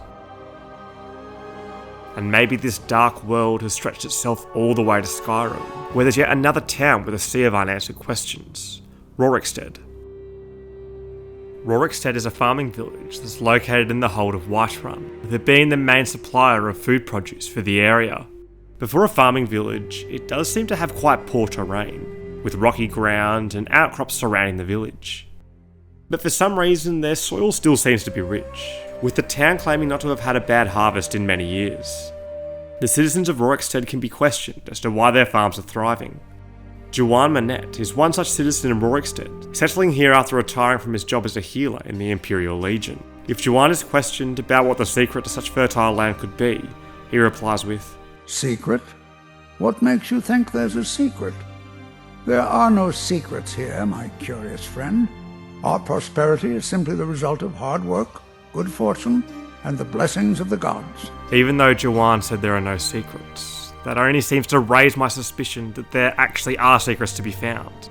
Juwan can later be overheard conversing with another citizen, Rorik, about the state of their harvest. Looks like we're in for quite a harvest. We've had better luck with our planting than any village in the hold. Luck? I think it has more to do with the hard work and good soil. Maybe you're right.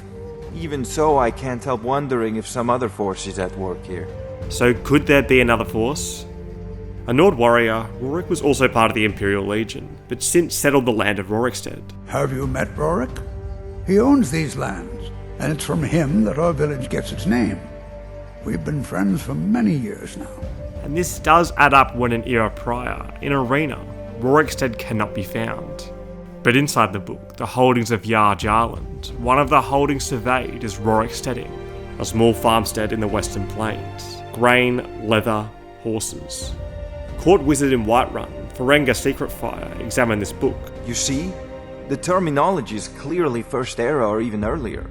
I'm convinced this is a copy of a much older text, perhaps dating to just after the Dragon War. If so, I could use this to cross-reference the names with other later texts. So was Rorikstead founded by Rorik? Or is it much older? There could be two different Roriksteads, with the earlier Rorikstead becoming lost to time.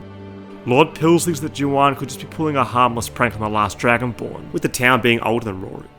But Rahinve thinks that perhaps both Rorikstead is both an old village and owned by Rorik, with the inhabitants of Rorikstead being much older than they should be.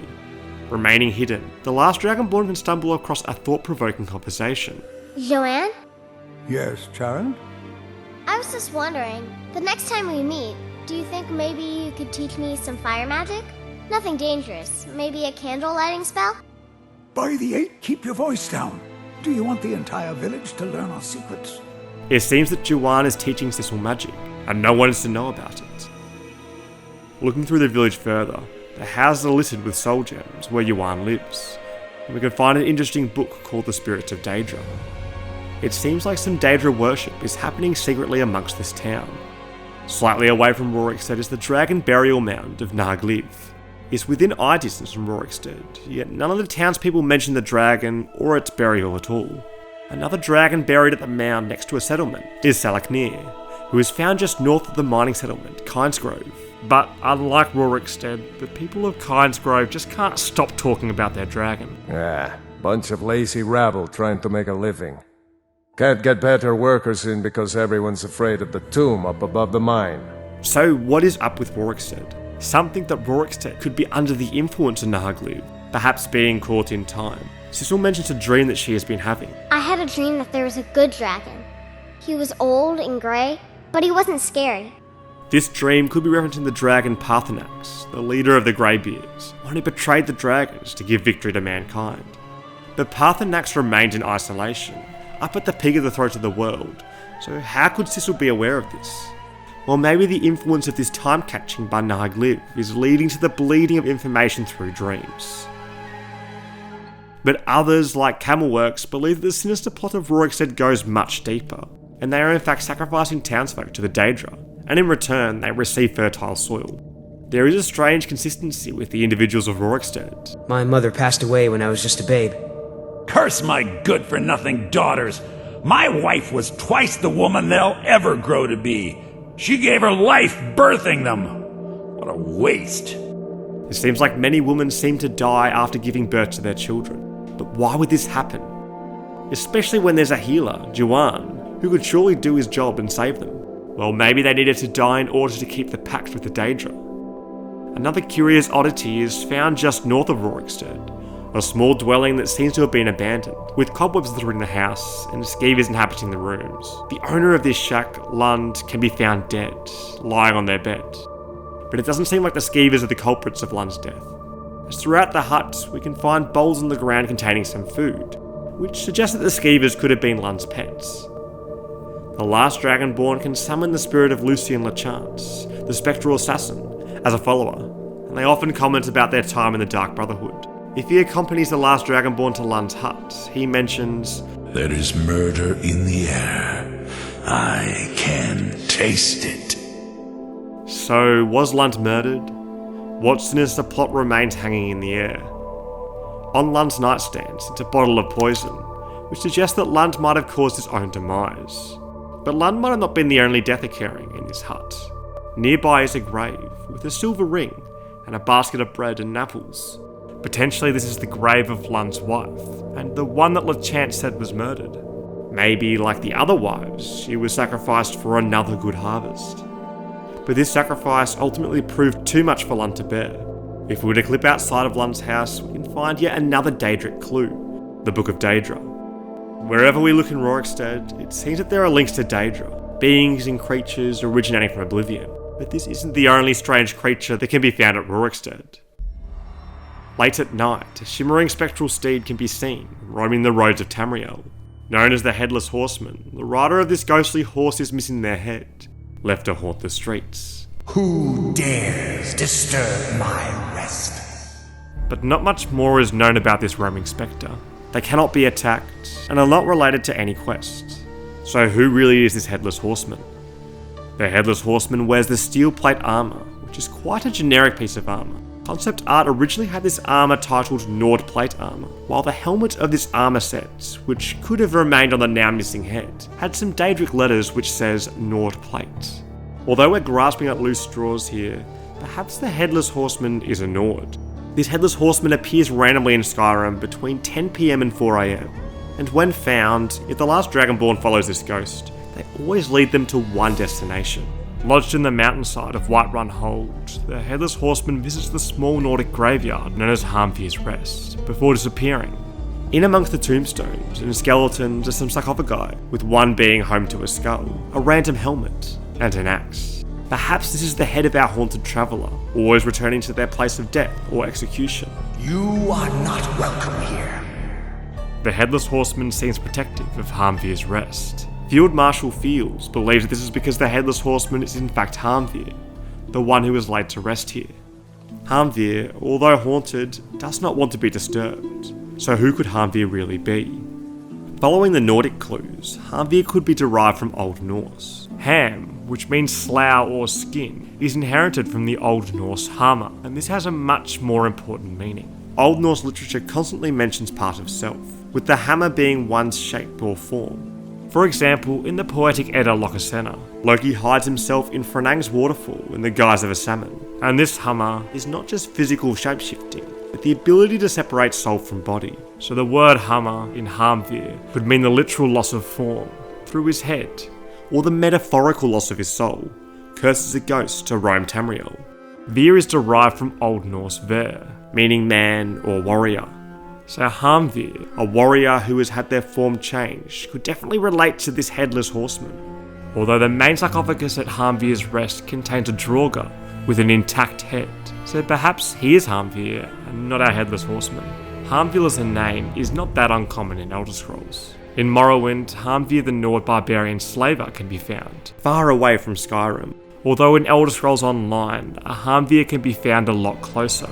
Dragon Bridge is home to the Nordic healer Harmfir, although he does not seem as mighty as our Headless Warrior. I wasn't able to take 3 steps into the cave before something attacked me. I am a healer, and not very good in battle. So maybe Harmfir is not the name of our Headless Horseman, but another warrior whose story has been lost to time. Headless Horsemen themselves are not depicted in Nordic culture, but it is a common folklore. One of the most common references of the Headless Horseman is in the Legend of Sleepy Hollow, written by Washington Irving. The quiet village of Sleepy Hollow is haunted by legends, none more captivating than the Headless Horseman.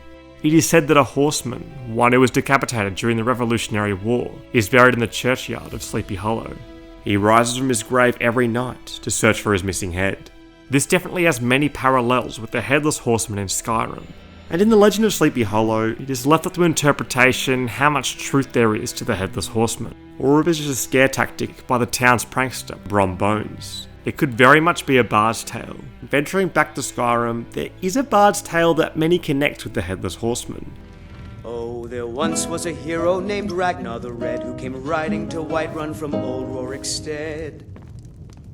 And the braggart did swagger and brandish his blade as he told of bold battles and gold he had made. But then he went quiet, did Ragnar the Red, when he met the shield maiden Matilda, who said, "Oh, you talk and you lie and you drink all our mead. Now I think it's high time that you lie down and bleed." And so then came clashing and slashing of steel as the brave lass Matilda charged in full of zeal. And the braggart named Ragnar was boastful no more when his ugly red head rolled around on the floor. A horseman riding between Whiterun and Rorikstead would trot right past Harmvir's rest, and his head rolling off, he could definitely be a headless horseman. With no mention of the headless horseman in any other stories or dialogues around Skyrim, the quite noticeable apparition could be passed down in the folklore of this ballad. But is he the one still haunting Tamriel? Wild Torah 1705 points out another assumed headless friend. Another ancient Nordic burial site, this time in the Reach. Dustman's Cairn is a tomb that begins with an altar heralding a lone book, the Battle of St. Kotor. In the Battle of St. Kotor, a single unnamed traitor is mentioned, a Breton turncoat sorcerer. It is said that this battle mage was executed. An execution, as we know from the introduction in Skyrim, is the removal of the head. In fact, decapitation is quite common, and any of these individuals could be our headless horseman. In Elder Scrolls Online, another headless horseman can be found riding his horse in the fields outside of Such, and this horseman is even more elusive. I spent ages trying to track down this horse, but it remained a secret to me. According to records, the files in the game has this character recorded as Headless Hellermain, a common Breton name in Elder Scrolls Online, and this could link back to our headless traitor found in the Battle of St. Kotor. Similar to Skyrim's Headless Horseman, it seems like this Headless Horseman could also be venturing towards some sort of unmarked grave. Maybe we ourselves need to lose our heads, metaphorically, perhaps by believing that we are too powerful and therefore don't need them, achieving the CHIM later of this iceberg. One individual that seems to have achieved it all is the Ebony Warrior. When the last Dragonborn reaches level 80, a warrior clad in ebony appears and issues a challenge. I have done all that can be done. There is nothing left. No quests to be undertaken, no villains to be slain, no challenges to face. Except for you. You are my last challenge. Only you can send me to Sovngarde with honor. Make your preparations. When you're ready, come find me at my last vigil. One of the tallest characters in the game, the Ebony Warrior is a Redguard, armed with the Ebony Sword of the Vampire, an Ebony Shield with fire suppression, an Ebony Bow, and Ebony Armour. Ebony is rare, being one of the more expensive and powerful materials in Elder Scrolls, with heavy armour forging stating that Ebony is the principal material for Daedric armour. Another individual obsessed with ebony is Raymond Ebenarm, who is mentioned back in Daggerfall, and this led many like Icefire Warden to believe that the Ebony Warrior is Ebenarm. The Ebon Arm states that Raymond Ebenarm is a very imposing figure. His very tall and heavily muscled body is encased in ebony armour. His ebony helmet does not hide the flowing reddish blonde hair, which appear almost as shimmering gold. In his left hand he carries a massive ebony tower shield, on which is emblazed a fiery red rose. And because of this, many believe that Ebenarm, like the Ebony Warrior, is a Redguard. Ebenarm is the god of war, with many serving and worshipping him. The Ebony Warrior camps at the last vigil, and Urbanic Acidic points out that nearby, the book The Art of War Magic can be found, which has resemblances to the ancient Chinese military text, The Art of War. There are a lot of similarities between Ebenarm and the Ebony Warrior, but there are also some differences. The Ebenarm states that with Ebenarm's right arm, all see an arm and a magnificent ebony blade, which are extensions of each other. The fused arm and sword are a resultant symbol of the wounds suffered by this god during titanic battles in the youth of his world. But the Ebony Warrior has their arm still intact, with the sword separate from their arm. And this Ebony Warrior doesn't seem to have any flowing reddish blonde hair like Ebenarm. Well, this is why many believe that the Ebony Warrior isn't exactly Ebenarm, but just an aspect of him. But while the Ebony Warrior seems to constantly be looking for battles, Ebenarm might be doing the opposite, ending them. In Alanda's Hammer, a great battle was visited by the god of all warriors, Raymond Ebenarm, who caused the leaders to end the battle and return to their homes. So it seems like there are some foundational differences between the Ebony Warrior and Ebenarm. Unknown G examined the face of the Ebony Warrior closely, and noticed that he had the same model as Nazir. And Master Neloth uses this as a crux for their theory that the Ebony Warrior is actually the brother of Nazir. A Redguard assassin, Nazir is a crucial character for the Dark Brotherhood questline, so it would be quite strange if their player model was to be accidentally reused. But the Ebony Warrior hailing from Redguard does seem quite strange. When the Ebony Warrior is killed, he states, "At last, Sovngarde." Now Sovngarde is the Nordic afterlife, so why would a Redguard be trying to get there? While it's not as common, you don't necessarily have to be a Nord to go to Sovngarde. The Great Harbinger details the first elven harbinger, Henantier. Even an elf can be born with the heart of a Nord sometimes. And maybe this thought could extend to Sovngarde. The majority of Ebonarm's worshippers are Redguards, which furthers the thought that Ebonarm himself is a Redguard. A group of beta testers for Arena and Daggerfall were known as the Council of Wisdom. Being fans of the game, they volunteered their time to test the game and to give feedback. One member, Marilyn Wasserman, believed that Raymond Ebonarm was actually pictured as a Nord, being worshipped as a minor deity in the Iliac Bay area. But Ebonarm is actually never mentioned outside of Daggerfall. In the From the Memory Stone of Makalalekai, they thank the Ebonarm and the training they received in the Hall of Virtues of War. But come Elder Scrolls Online, they only thank the training they received in the Hall of the Virtues of War, with no Ebonarm in sight. So has the Ebonarm been removed? Earlier concept of the Elder Scrolls Online did actually have the Ebonarm, so while Ebonarm may have been removed, he hasn't been fully forgotten. The Dark Spirits list several dark or obscure gods as interpreted by the Khajiit. One spirit without a name is a spirit of vengeance. Only Azura, Boethra and Mephala know its true name. It sometimes appears in songs as a Black Panther, a warrior in ebony armour, or as a hidden sword. This could be the Khajiit's interpretation of Ebonarm, whose name has become lost. So maybe Ebonarm will appear again. A very similar theory to the Ebony Warrior and Ebonarm originates from the Tribunal expansion of Morrowind, and even revolves around Ebony. At the Temple of the Courtyard, we can find the Bosmer warrior Gaynor. And I'm an entrepreneur of sorts. I was wondering if I could ask a small favor of you. As you may have noticed, I'm not looking my best at the moment. I'm a little, shall we say, down on my luck? Which is not something I'm used to, let me tell you. At any rate, I'm looking for a little starting capital to get things rolling here in Mournhold. I've recently arrived myself as well, and I thought you might be able to help me out. Think you could part with, say, 50 gold? Splendid! I really do appreciate it, and I must say, you're quite the generous soul. In fact, as long as we're talking and getting along so well, do you think maybe you could spot me another 100? I can see we're going to get along famously. Okay, I'll be upfront with you.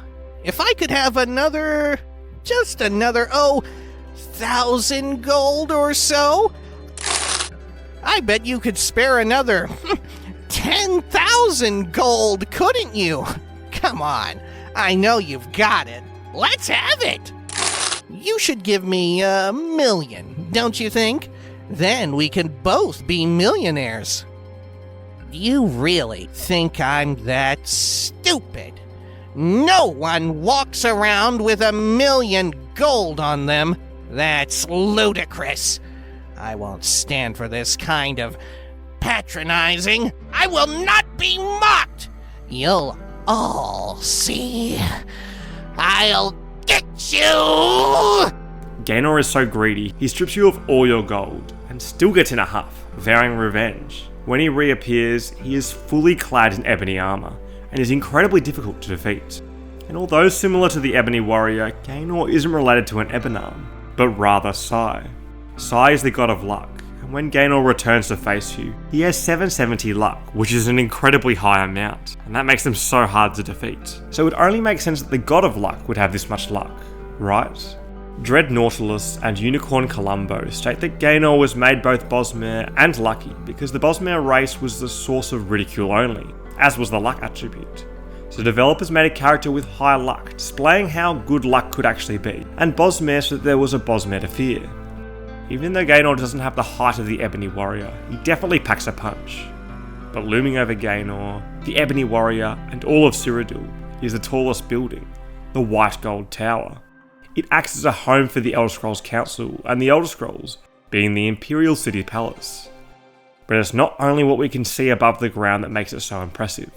Within the basement of this same tower, a bunch of oversized items can be found, including the Glass of Time, an oversized hourglass.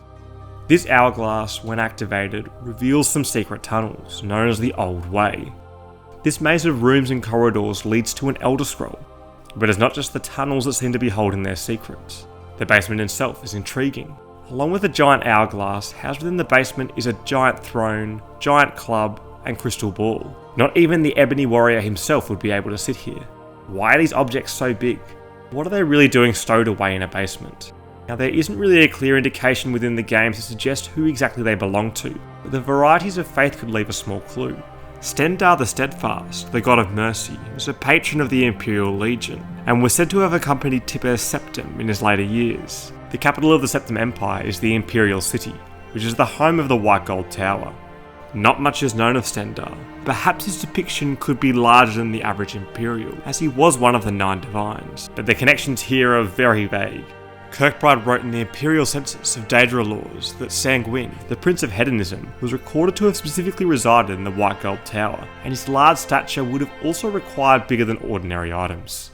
But this is from one of his unofficial texts, so it might not necessarily be true. From all of these theories though, we can assume that these larger items were most likely made for an individual of an era long ago, and when the items were no longer needed, they were stowed in the basement. As for who that individual was, that's still up for debate. Even the origin of the White Tower is up for debate. Crossing back to our such theory discussion much earlier, we stated that the Holy City was most likely the city of Deladil, mentioned in the Unholy Temple. They were said to have run away due to the fury of Abigalis, who, like Deladil, had decided to build a great chapel of their own, which through their jealousy of Deladil, turned out to be a much larger structure, built as a temple for the one they worship, Molag Bal. Now, Abigalis is located on the shores of Lake Rimmar, which is just northeast of the Imperial City, and this led to the theory that the White Gold Tower is actually the Molag Bal Temple. This would indeed match the description of a large and magnificent temple structure being built. But is there anything more we can see that could connect these two? The leader of Abigalis was the Archmage King Innumerable, and in Elder Scrolls Online, Joseph J discusses the Staff of Towers, a highly powerful magical artifact which was separated into 8 pieces. The actual staff created by the Archmage Innumerable in the First Era.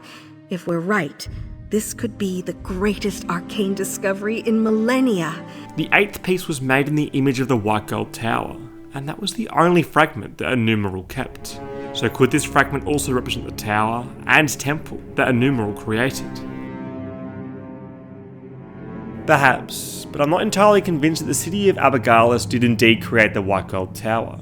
The Withering of Deladil states that the shrine made for Molag Bal was made by rude soldiers, and although the tower was large, it was misshapen, ill-coloured, and burdensome to look upon. The White Gold Tower is the opposite of this, a beauty to behold, yet it contains many mysteries, with more still inside.